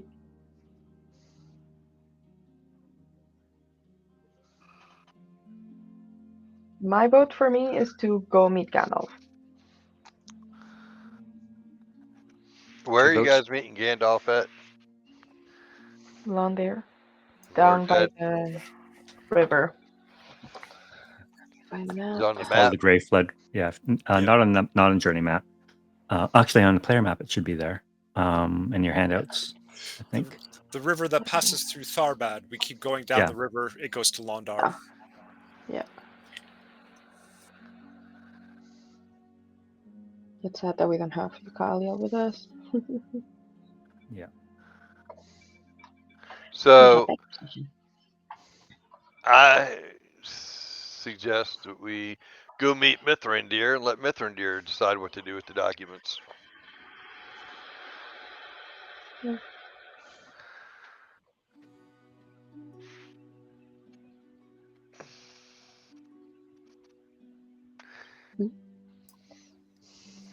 Same. Yep. I'm quite concerned about having to face Saruman. And just go one step further. Zurich's willing to fight his way out of this town, based upon what Old Man just said.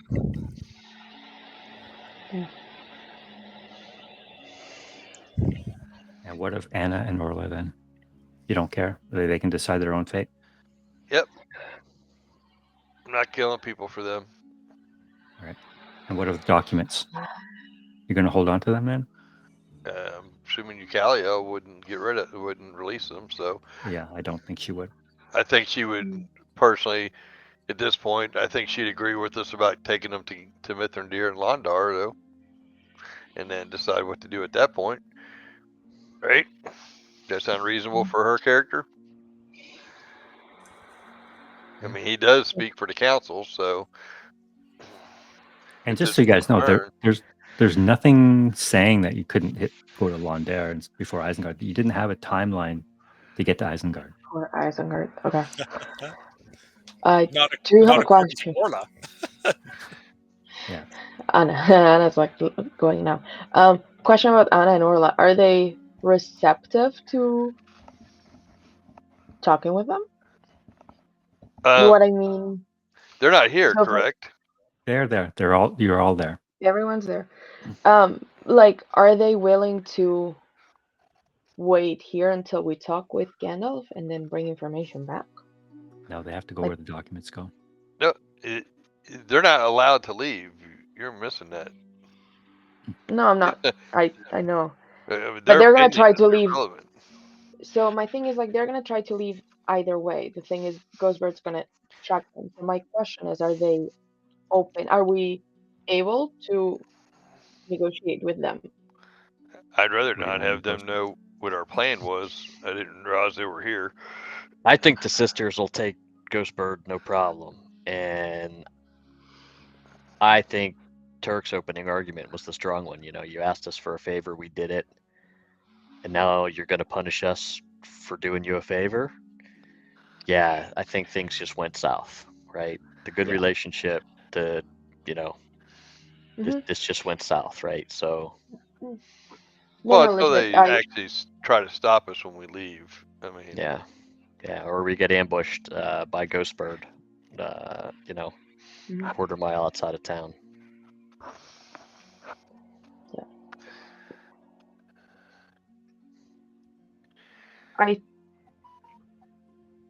I think so. For me, I guess I have two priorities: get the party out, so promising not to go to Isengard, and fuck it until we talk with Mithrandir, at least. And also, kind of sub plan is to convince Anna and Orla to stay here, to not go.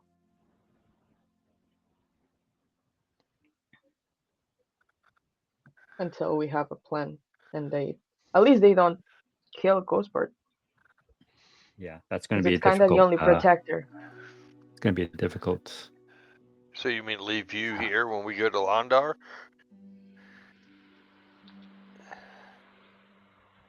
I mean, if you staying want? with the documents, no, I want Anna and Orla to stay. But if staying with the documents and leave me here with them will make them stay and sit on their ass, documents are not staying here.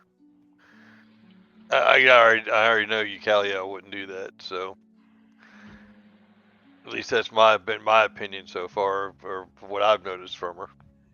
Yeah, you can tell me if you think I'm wrong, but I don't think she would leave the documents here. Yeah, I think you're correct in that. I don't want to take that away from her when she's not here too. So yeah.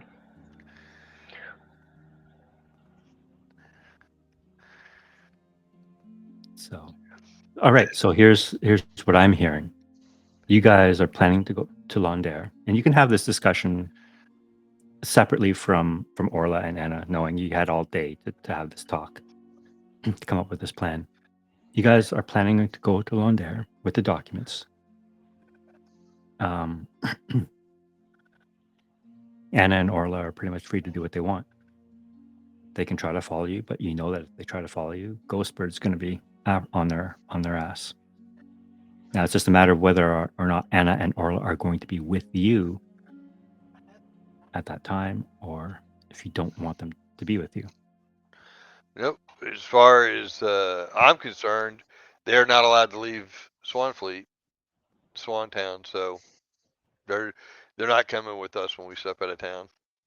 Okay. At least in my opinion. So Well, we're being told we can't leave town either, right? So no, we're all in the same boat. We're not told we can't leave town. We were told not to take the documents to Isengard. We're not taking the documents to Isengard. We're taking the documents to Londare. Well, they That's just all don't want they to go to Isengard, period. They don't Right. care about documents. Right. Well, I'm just saying, yeah, we're not going to Isengard. We're going to Londare.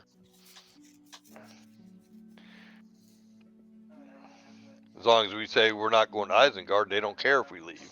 That was the thing. We just can't, they don't want us to go to Isengard. Well, we're not going to Isengard. We're going to Londare. And we're going to transfer the documents at Londare? It's going to be up to Gandalf, right? Right. And just so you know, oath breaking does cost shadow points. Yeah, so if Gandalf were to be like, no, you have to go to Isengard, we need to trust them, whatever, we're breaking this oath, correct? Are you guys under oath with these documents? Eucalio promised that she was going to go to Isengard. Yes. What about the rest of you? No, none of you guys did not. Me, not so much. So, I mean, if the documents get to Isengard without Eucalio going there, would that still fulfill her oath? Or does she have to physically go to Isengard and the documents still matter? That was her task, to take the documents to Isengard. Well, I mean, I'm not so sure I want to make an oath to these people, right? I mean, we did what they asked us to do. Why are we leaving here with an oath that's going to limit our options? Because they asked us to? Nah, that's not enough of a reason for Zurich to make an oath to give up his free will for somebody who he did a favor for. Well, we've been threatened if we go to Isengard already. I'm not talking about Anna and Orla killing us. I'm talking about Saruman. They have threatened us with Saruman extracting information from us. I have no desire to go to Isengard. I came to protect Eucalio. That was it. Your guys' mission has nothing to do with me, one direction or the other. Protecting Eucalio is my mission. And her going to Isengard would not be protecting her. She does not need to go to Isengard. I understand she might have made an oath, but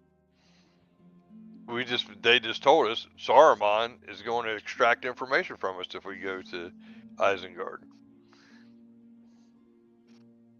So I have no problem taking an oath that we're not going to go to I'm not going to Isengard. I mean, I have no intention of going to Isengard Yet. Well, even late, not yet or later, we just been threatened that if we show up at Isengard, Saruman's going to try to extract information from us, which Because means old man we'll be prisoners. Because old man told us that. No, because Orla and Anna told us that. They basically told us we go to Isengard, we're going to be prisoners. Yeah, they really basically said that, you don't tell me, don't worry, Saruman will get it out of you. Of course, I mean, we're all kind of biased because we know the future, so to speak. But it's pretty chilling testimony about Saruman at this point. So if we don't have a timeline to have to get to Isengard, then the longer we delay, I think the better off we are for some reality to present itself, more of the picture, shall we say? So the threat of Saruman came to Turk in your one-on-one with the sister. Oh yes, very much so. I missed that point. All right. So, well, timeline-wise, we're not going to get to that point timeline-wise. Anyway, you got to remember, we're years ahead of the Fellowship. Until the Fellowship happens, nobody knows anything ill about Saruman. So that's right. So that's never even us delaying is not going to help that. You're talking about years. I mean, we're what, 25 years before the Oh, fellowship, yeah, roughly. I I'm mean, not talking about that kind of delay. I'm just saying right now, the yeah. near future, until we know a little bit more about what we need to do correctly, if Well, I that ever know. happens. We were threatened basically with being prisoners if we go to Isengard, whether Saruman's the head of the council. I mean, even King Thranduil throws people in cells in his dungeon. So I mean, that's not something it takes an evil person to do. So I have no intention to end up in a cell personally. They're basically, I mean, if you do decide to go south and deceive them and head to Isengard, they would insist that you still take an oath not to go to Isengard, right? Right. But Before no, you leave. I'm fine with that at this point. I mean, me personally, I mean, I don't like the idea of ending up in a cell until I give somebody information. And So the cost of an oath, so you all know, is an automatic. If you break it, it's an automatic 3 shadow points. 3, not 1, 3. 3. Ah. Yeah, I mean, I don't if think. if we kill the defender of Swanfleet in Swantown, who's to say we're not going to get shadow points for that too? Leave Well, that it's up to not the so much the sisters. worry. Yeah, it's not to me the worry about the shadow points by killing Ghostbird, right? It's the fact that we've been told that this is such an important place that needs to be protected, and he is the protector, right? It's like we're Yeah. leaving them without that protector. I think we gotta go first to talk to Gandalf either way. Just, Which means you have to swear the oath to not go to Isengard, or they're not going to let you leave. yeah, I know. That our options, I feel like right now, are either we swear or we fight. I don't And think they're gonna. We can try to get out without swearing, and we have to fight. I think, though, personally, to me, it would make sense if we knowingly defeated the Guardian of Swantown, that would get us shadow points. Personally, I mean, we're leaving the sleeper in the tomb undefended at that point. So you got 6 in one hand and half a dozen in the other hand. Which ones you want? You got 6. You got 3 shadow points here, and however many over here. Let's sneak out of town at the cover of night. Yeah, I don't That's think like, that's going to happen. that's not going to work for Ghostberg. We already know that. Yeah, he found us along the riverside. Yeah. Right? I mean, we had rolled like natural 20s, I think, to hide, and he still found us. Mhm. Well, Or logistically dirty speaking, this would be a nightmare. But if we go meet with Gandalf, and for some reason we do have to get to Isengard, we come back here and state our case. Here's why we're going to Isengard. Tell the truth or tell a lie, but we come back, and I guess lying isn't going to help. But meet with Gandalf is make the oath. Meet with Gandalf if for some reason we have to go to Isengard. But doesn't the Caliel have to go to Isengard anyway? Are we saying that she? She's already taken an oath to deliver the documents. Yeah, right? so she can't break that oath to make the oath not to go to Isengard. It's hard to do without Caliel here. Yeah. Well, Eucalio's going to get shadow one way or the other. There's no way for her to avoid it. She has to break one oath. Yeah. If she makes this oath. If she makes this oath. And if she doesn't make this oath, Then I'll let her leave. It's also hard to do this without Lady Merlin here because she's so level-headed. I love the way she logics stuff out. She's a great player, so this is hard to do without the player. So how far along can we take this phase? well, Yeah, so- I'm giving you guys time now to discuss amongst yourselves. I mean, he had the entire day effectively to discuss amongst yourselves what you want to do. But when we get back to the council mechanics, I'm going to have you guys make some rolls. But I think, personally, I think we don't have a choice in what we do here. We swear the oath, we go to Gandalf, and Gandalf can advise us at that point, right? We can tell him we swore an oath. See what he says. You fools! He's the one that sent us there. Who's the fool?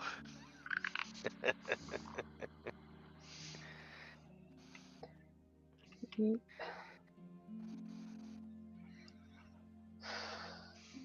And just so you guys know, if you guys swear this oath not to go to Isengard, Eucalia will not get the 3 shadow points right away. She will only get it if she doesn't fulfill Going to Isengard. going to Isengard. It's so difficult because we know it's going to happen. And I God, I don't want to necessarily, go down this road, but I mean, we meet up with Gandalf, and Gandalf is still believing that Saruman is the White Council leader. Yeah. He's going to tell us to go to Isengard. So just above table, you guys would know this, and Eucalia would know this. So she'll impart you guys this knowledge. One of Saruman's greatest focuses of knowledge is ring lore, right? What a coincidence. Whereas Gandalf is about man and folk of the Shire, and Radagast is about animals and beasts. Right? They all had their different specialties.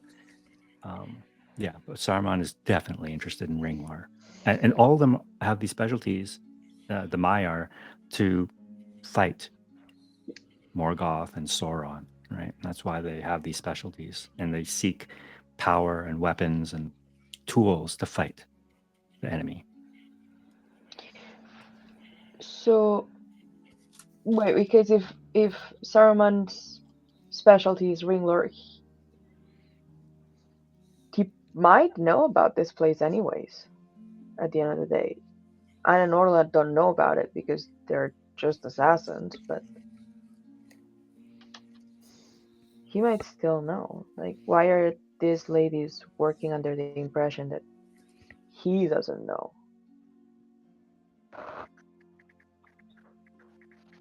Because it's not so much of a secret if Gandalf knows, Herlinon knows. Well, Gandalf didn't know the exact location. Yeah, but He heard rumors Saruman that might. there was a sleeper that would know something. That's all.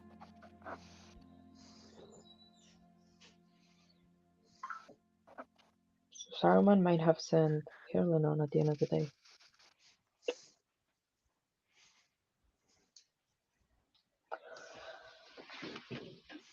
So, even if we make the oath and leave, what happens to the sisters? They can't leave at all, period? They can still make the oath if they don't. If they promise not to return to Isengard.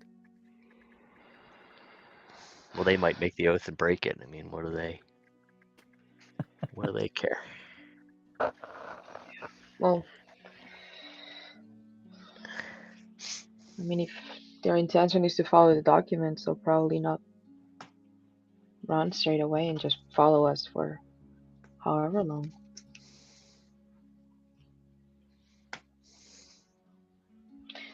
It's so hard. I say we swear the oath, head to Gandalf, and we don't let them know what we're doing or where we're going. The sisters.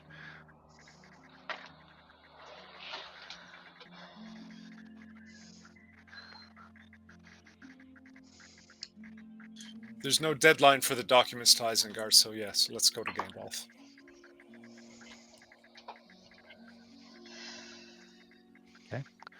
So that's your. So, So the goal from this council is to convince the council to let you go to Londare without Anna and Orla, and that you swear an oath not to go to Isengard.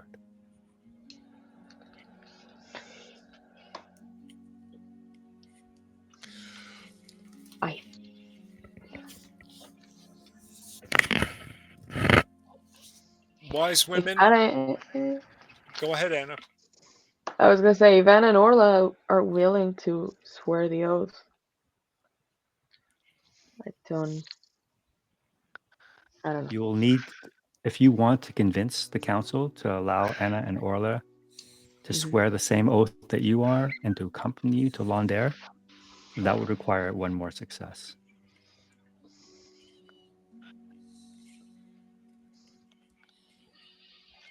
Yeah. Question for the wise. Oh, we're not literally in the council yet, though, so I Yeah, you can't guys are ask this question. and if you want to ask that question, we're going to fast forward back to the council chambers, and your discussion is over. Okay.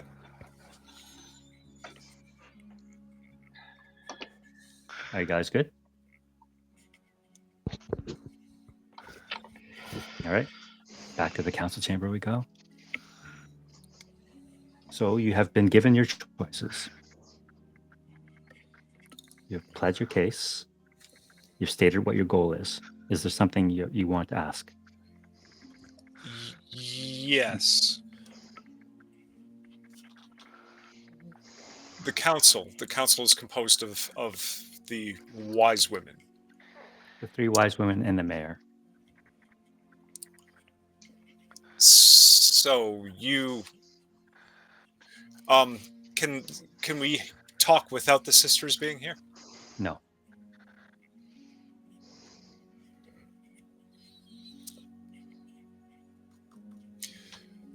Council, we understand the gravity of your concerns, but we don't understand why you are. Do you have a reason to fear Saruman in Isengard? You're making us pledge not to go to Isengard. You must have a reason for that yourselves. If you want us to make a pledge not to go there, even though some of our party, some of our fellowship have pledged to Mithrandir and Elrond, who I'm sure you know, why are you asking them to break their pledge to make a pledge to you? I mean, we feel like pawns in a much larger game. And yet I thought we were all the council. Mithrandir, Saruman, Elrond are all working together. The ways of wizards and elves.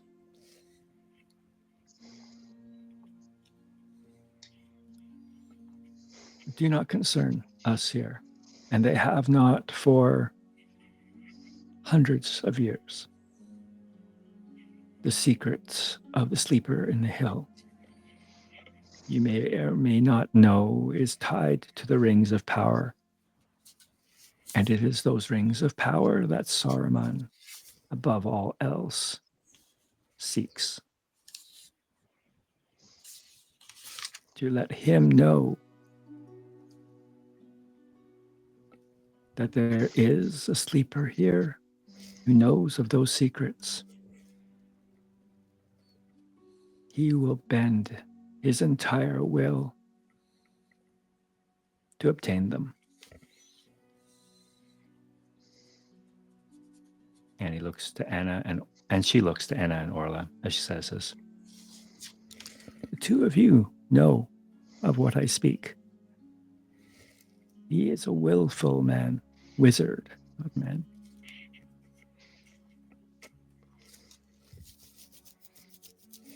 And you can see when she mentions the rings of power that Orla casts a look at you, Goldie.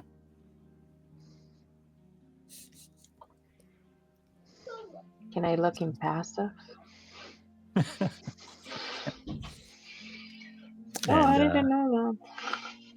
Mother Wendrith continues and says, So that is why we cannot allow you to go to Isengard, or whether it is your intention or not to speak of these matters. Saruman is able to read thoughts of those who are not as strong-minded as he is.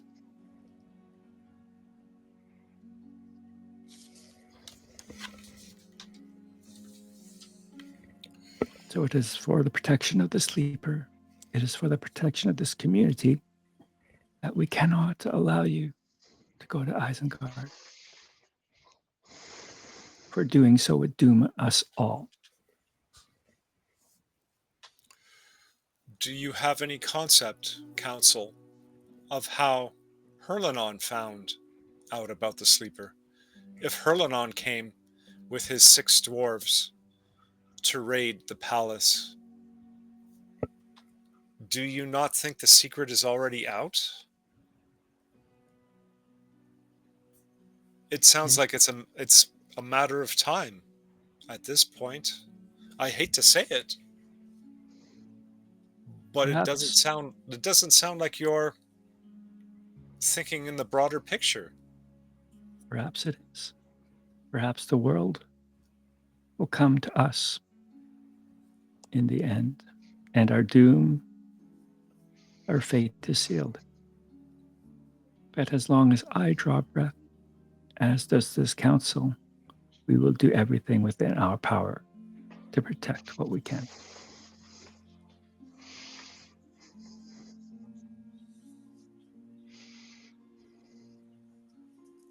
I may be making a mistake. The ring the sleeper bears is not one of the human rings, is not one of the elven rings.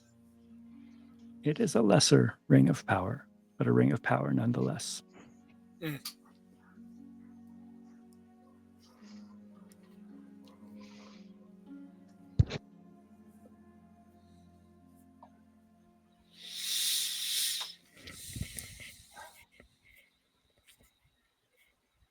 So do you swear?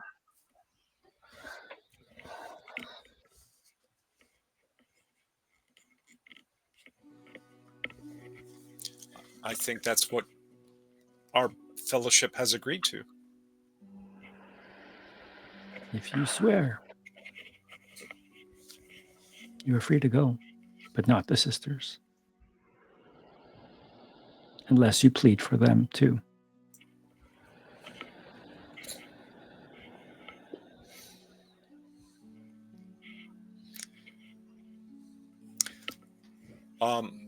Sorry, a little bit out of game then. What I think the sisters are part of the penance for Khalil, correct? Going with the sisters to Isengard? Yeah, if she doesn't fulfill her debt, they'll kill her. Yes, but part of her promise or pledge was to so hers was just the message. It had nothing to do with the sisters, No, other the than going to sisters are there Isengard. the sisters are only there to escort her and to ensure that she fulfills her oath. And if she does not, they will kill her. Okay. So sisters can say he's here, and it's not a problem with with her pledge. Got it. How well, it's not a good idea to talk about how they're going to manage to keep the sisters there, but I'm curious, but I'm not going to ask that question. So I think we've already decided I don't care about the sisters, to be honest. Um, I don't think they should follow us. Um, so You're I don't talking think. in council now, by the way. Ah, Anything you say can be in council. yeah, that's true. Well, I mean, we had to. We would have to talk about it because otherwise we would have to work that into the council I'm itself. just saying everything you're saying now is going to be council speak. So Are the Orla, Anna, are you going to swear with the fellowship, with our fellowship?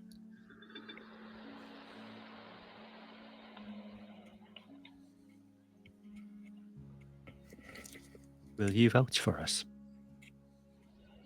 Now that we know the secrets that you have kept, if No, you I vouch will for not us, vouch for you. And I look at the councilwoman. I said, I think you're wise to keep them here.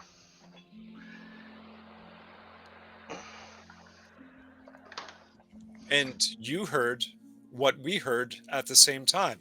So don't make out that we were holding big secrets from you. You've obviously heard it from the council at the same time as us.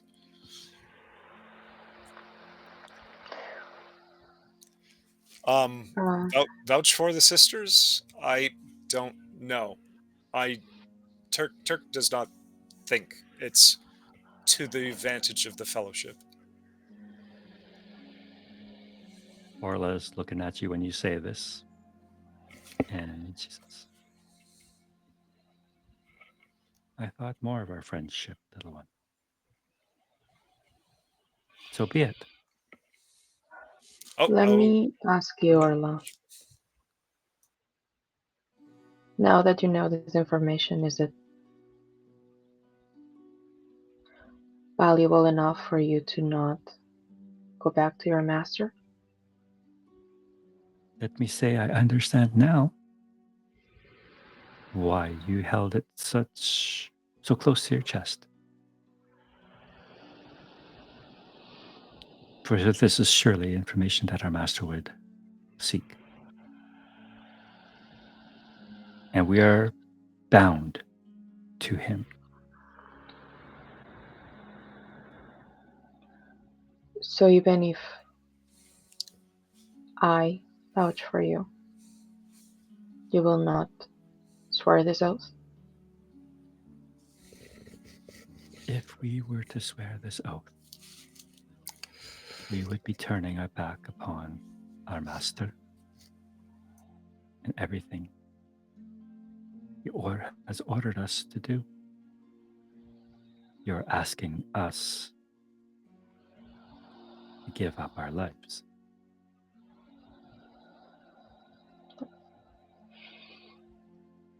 That is on the line either way. But should you vouch for us,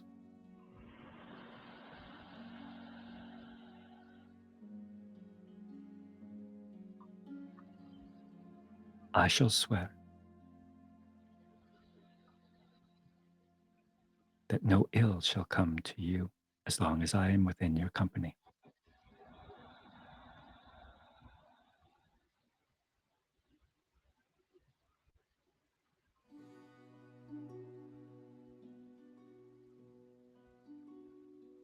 They're asking you not to go back to Isengard. I will not go to Isengard, so if you stay, you can keep the promise.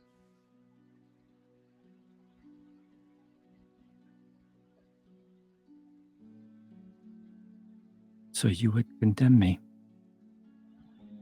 to this swamp. Don't put this on myself. You chose this. You have an option. We followed you here.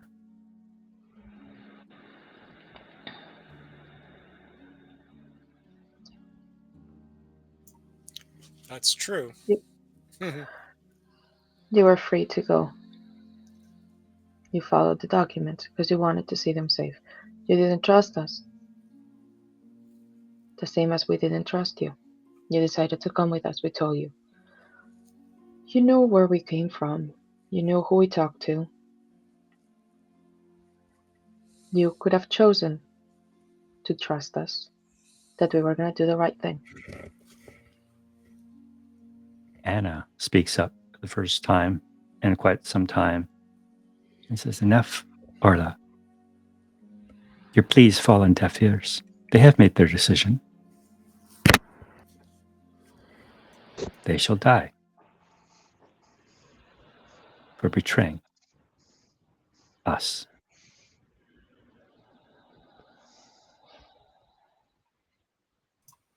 And then she stands up in front of the council and says, I shall swear no such oath. Do what you want. If I have to kill every single person in this swamp, I shall. And that's she leaves. exactly why we're not going to vouch for you, because that's what you're willing to do. Because none of us would do something like that. Ask yourself, who do you serve if you serve somebody who's willing to wipe a village out? I'm sorry.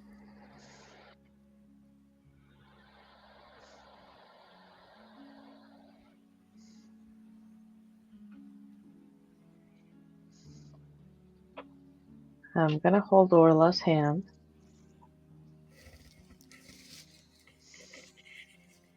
I know what one would do for family, and I know what they've done for you.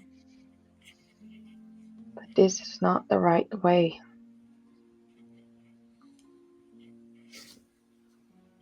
Let me trust you.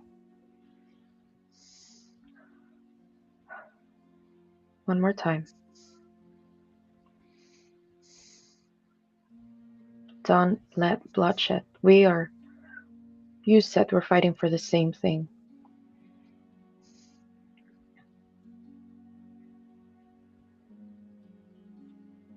Please.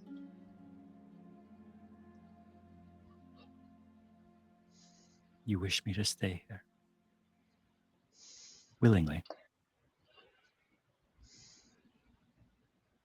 If that's what you want.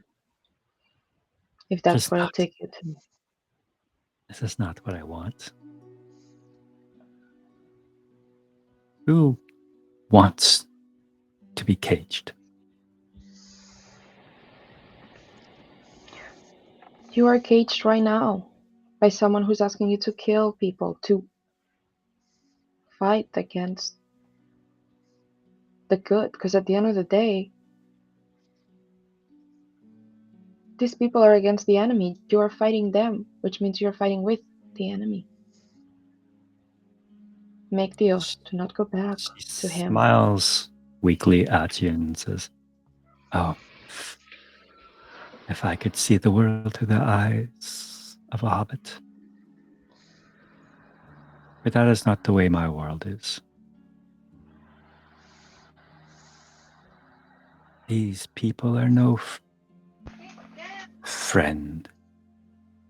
They only care for themselves. They're no different than me or you.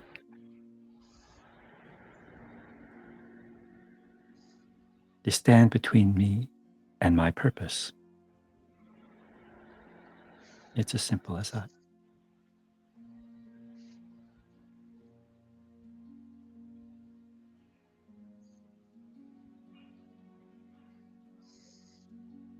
I shall honor what I said. I shall not put you or your friends in any direct danger. Anna and I shall make our own path. But we will meet again.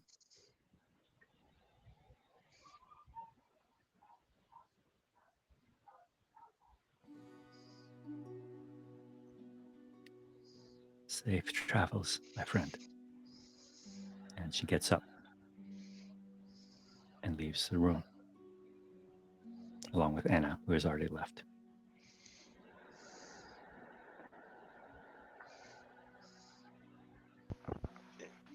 And I'll say, Anna, no one has betrayed you. Oh, she's already gone.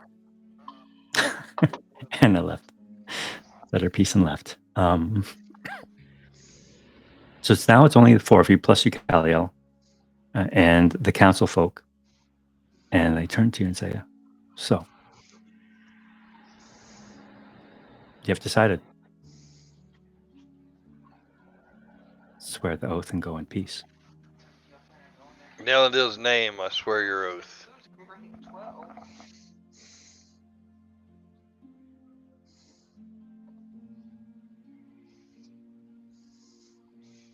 I shan't go to Isengard if that's what you want to hear, and I'll tug on my beard, nod my head.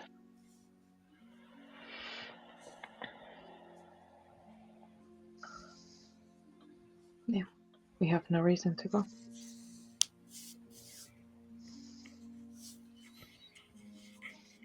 I think we all are making this oath as a fellowship. The question is, what about you, Khalil? Galileo? It's a very good question. And we'll have to have a conversation with her afterwards, what she would decide. But regardless of what she decides, she'll be able to leave with you, even if she has not sworn the oath, but there will be consequences, obviously, as a result of that. I mean, she may end up going there. I mean, we might not be with her. So if that's what you mean by consequence. Tomorrow's problem. Mm-hmm. Yeah, let's just kick the can. All right. Let's just kick the can down the street a little bit more. So what I will do is I'm still going to let you guys make your persuasion checks. Turk, you did the majority of the speaking, so you're going to make one of them. Oh, I already made the first one. There's Yeah, 3 you other make- people here. Yeah, but you still spoke the most, and I'll let Goldie make the second one. Thank you. I will say, to the mother Wendra,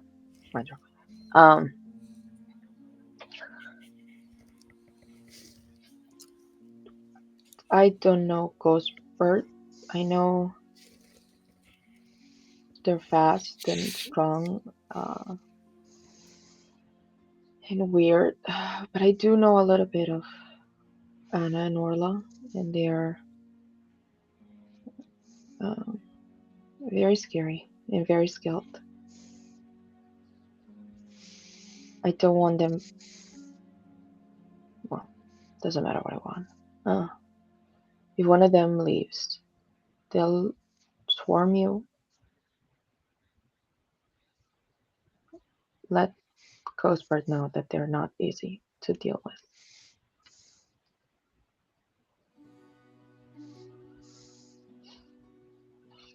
Does Ghostbird protect the village, or does he just protect the palace? He protects both. He protects Swanfleet. Oh, the whole swamp. Okay. And he's the only watcher.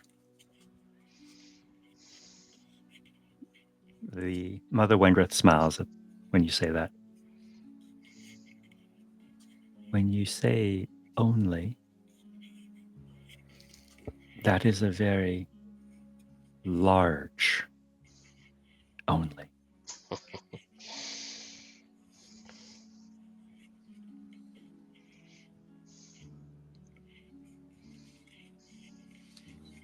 Fear not, little hobbit. Ghostbird is as ancient as a swamp itself. The sisters may be fearsome, but they cannot kill or cannot die. Ooh, okay. That's Okay. what to hope. That's a plot twist. Let's hope they cannot escape it either. Now, Goldie, you drew blood, right? And didn't even flinch.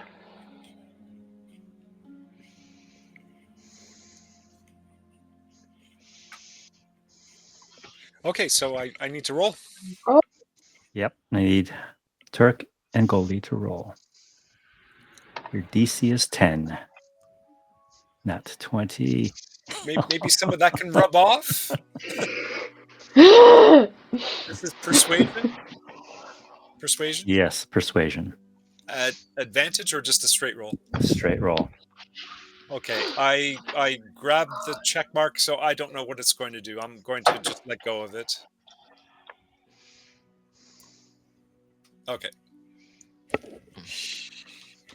One success. One fail. Can we burn a fellowship point, or do we need to burn a fellowship point, or do we get another roll? You guys have 2 fellowship points left.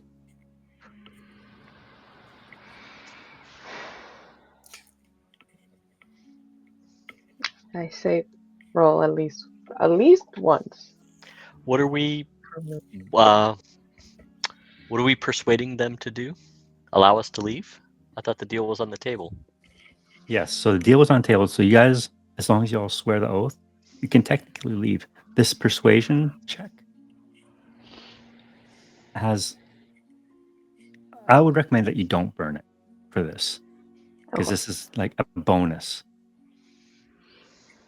Okay. Right? Because you have agreed to swear the oath, you guys have effectively sealed the deal already by doing that. But Okay. this is something else. Oh. Aceptaron the consequences of our own actions. All right. So you needed 2 successes for a complete success, and that would basically mean that the council will be eating out of your hands. Because it's a partial success, as long as you all swear the oath, they're willing to let you go.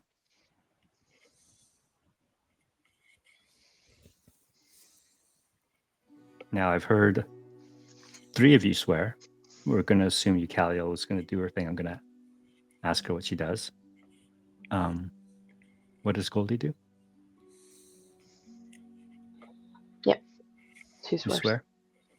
Mhm. All right. So it says, they all breathe a sigh of relief. Very well. We shall feast tonight then, and fill your bellies for your long journey tomorrow. Rest, and thank you.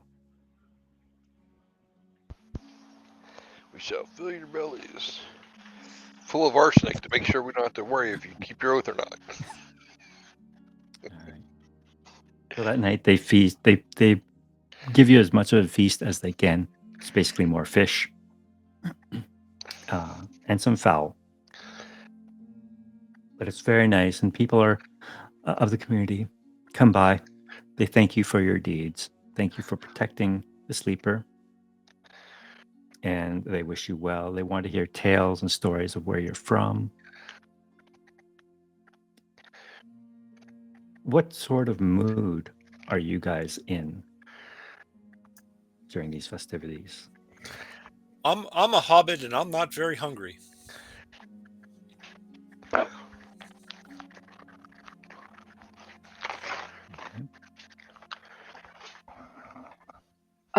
Goldie's.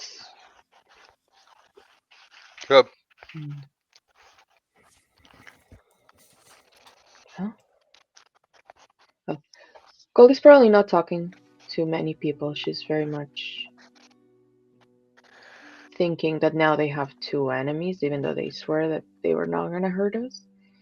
And if there's windows in the building we're in, she's probably looking outside. Yeah, there is no sign of Anna or Orla during the festivities. For the first time that they've seen Moonstalker, he's not so dour. His mood's lightened now that he's been unburdened with murders.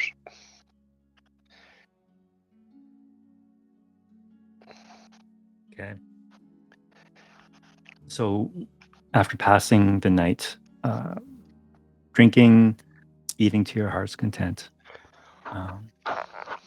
resting, you're fully healed. The following morning, you're ushered together with all your belongings. Still no sign of Anna or Orla. And they bid you farewell. A guide has been assigned to you to help find your path south out of Swanfleet.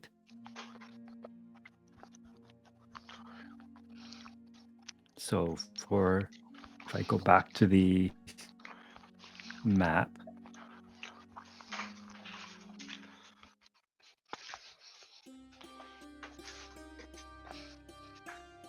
they can guide you south to here, to the edge of Swanfleet.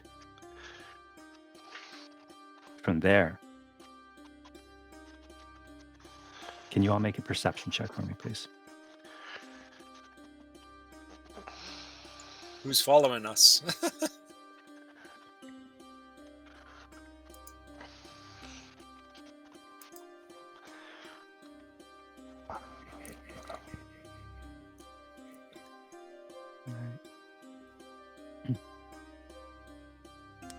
Yeah.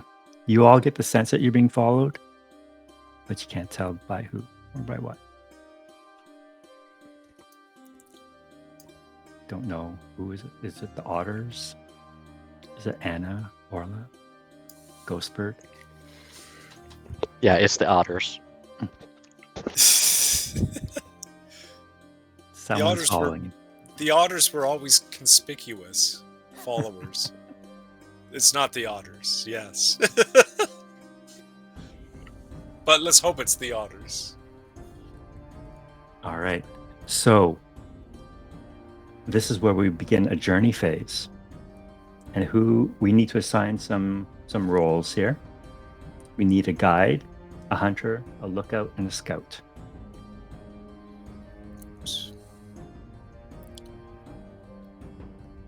The guide. Saying those are separate roles.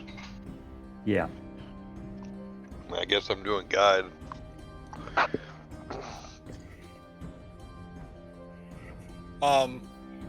Goldie, did you want to? Are you able to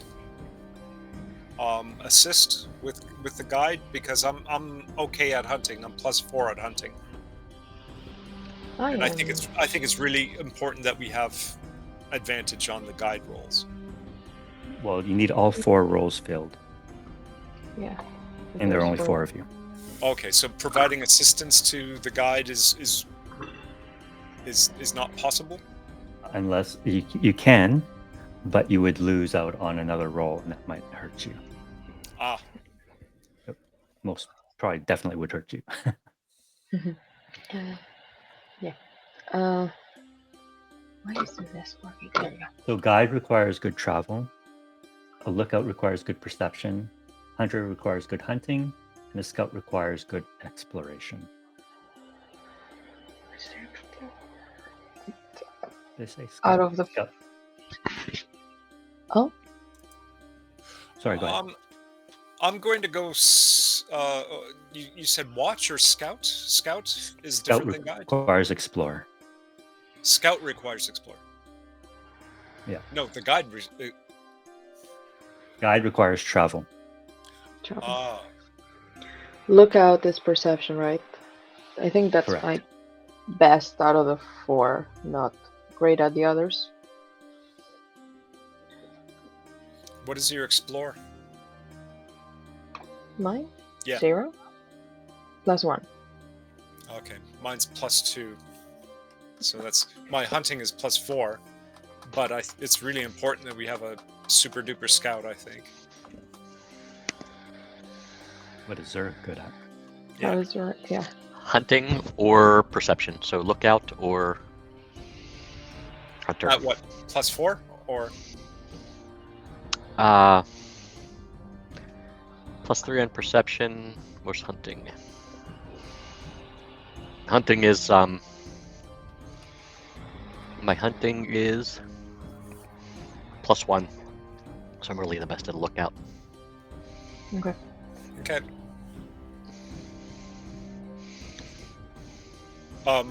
Who's going to scout then? So we need a hunter and a scout.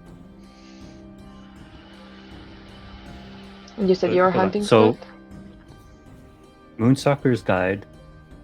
Zurich is lookout. So the 2 hobbits need to decide. So Between one of hunter them and being scout. scout and one of them being hunter. Mhm. Yeah. Yeah. You said your explorer is +2? +2 explore. Yeah, well, it's not that much better. I'll do explore then, because my hunting sucks.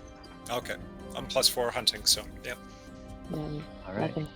Hopefully, I'll stumble upon other things as well than just what we can eat.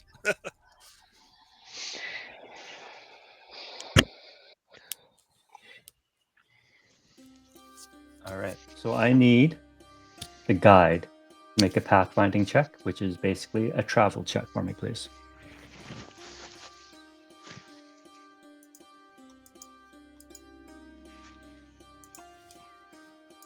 Not 1. Okay. What is it with these ones on this game? Holy crap. All Man. right. So you managed to make it to the road. I think we could see the road.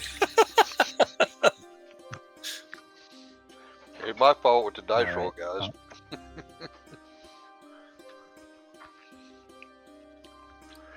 I need the guide to roll a d6 for me, please.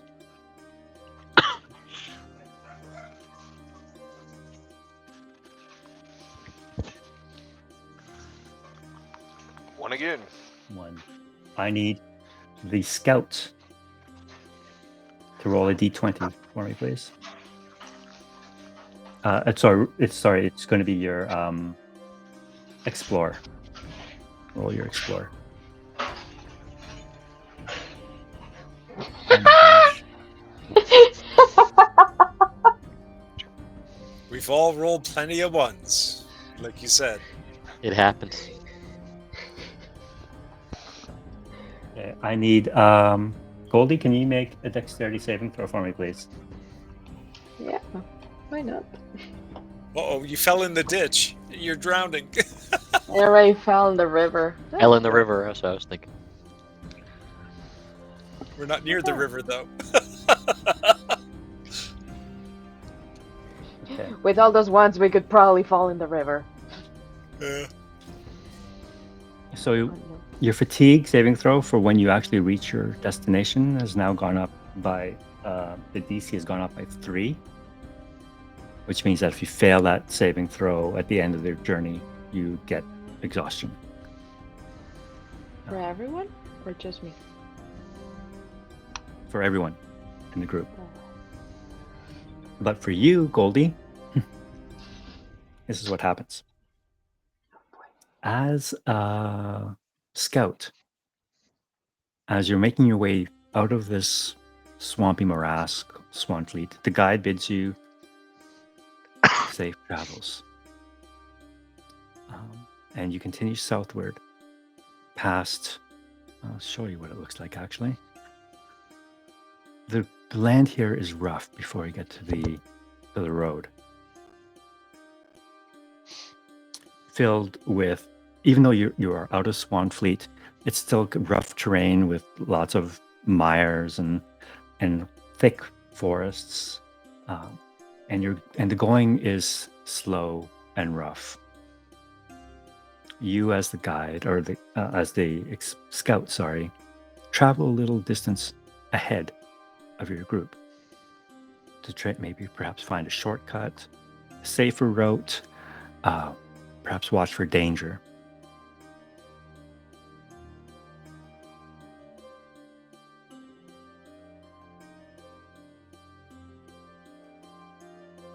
Oh, this wasn't supposed to happen like this. But anyway, I'm getting scared. you feel a sharp point in the small of your back, and a familiar voice whispers in your ear. I'm sorry, little one.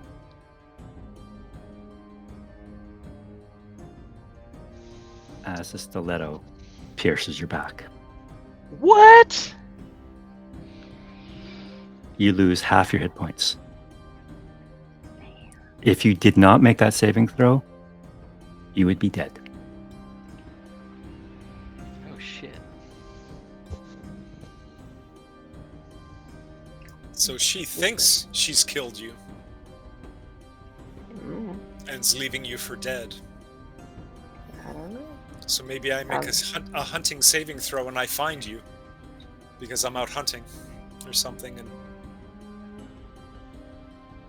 So the rest of you, as you make your way south towards the road,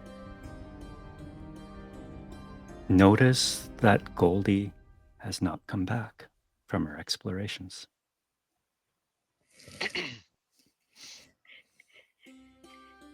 It's falling, night is coming, and you just finally make your way out of this morass and you see the road, the north-south road ahead of you.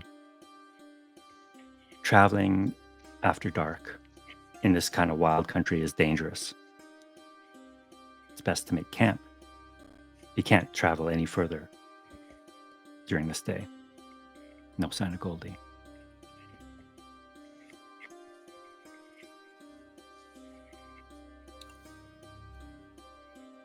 So, Doreen, before I realize that Goldie's missing, or when I get back to camp and we start setting up camp, where's Goldie? She's overdue. If I'm going out and, setting some snares for some rabbits or something, do I have a chance of finding her? Make a perception check for me.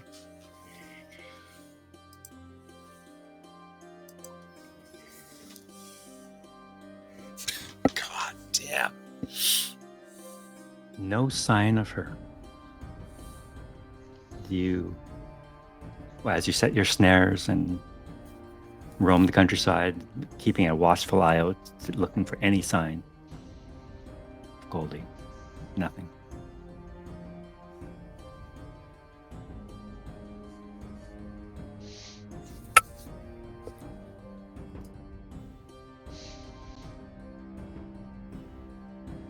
You set camp?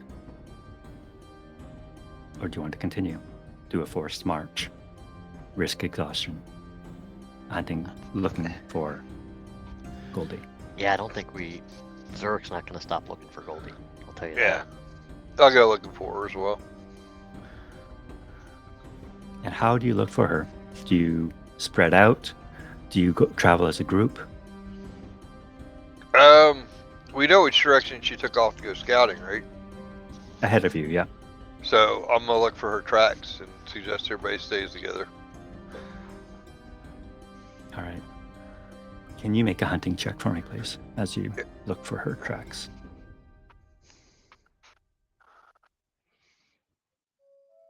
Natural 20. Nice. That's going to save your asses. Yep. Natural 20 when it really helps save her asses, but I got that from my travel check. Because this is what happens. You pick up her trail. And you see it stop all of a sudden. You see another set of footprints approaching from behind her.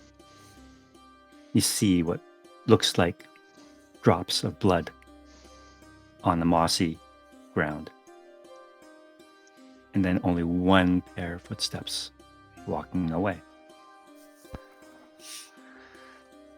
And do I recognize the footsteps? They are human, a woman's footsteps. You can guess. You have a pretty good idea. And that's not the only thing you see. As you scan the area to see if there's any sign of struggle or direction of where they went, you notice other tracks.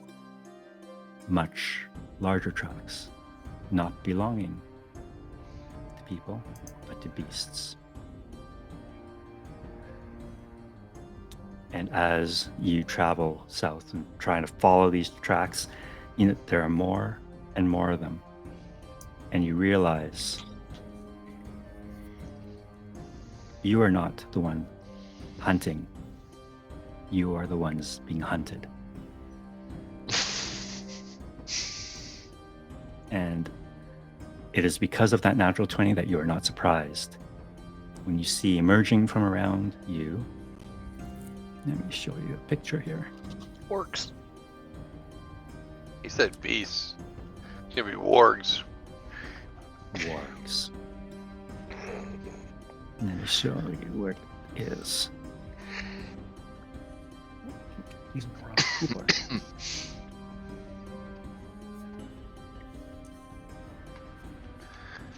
And I don't know if you ever met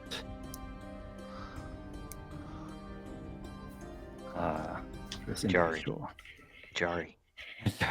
Jari's back. No. I'd welcome Jari right now. Yeah. Who's that? The other ranger? No, he's Zurich's best friend. Zurich's best friend. A dwarf wing counter. You see an enormous warg emerge from behind a few trees, and on its back the ugliest looking orc. Oops, wrong one. You've ever seen. You know this orc. I'm going to stop it.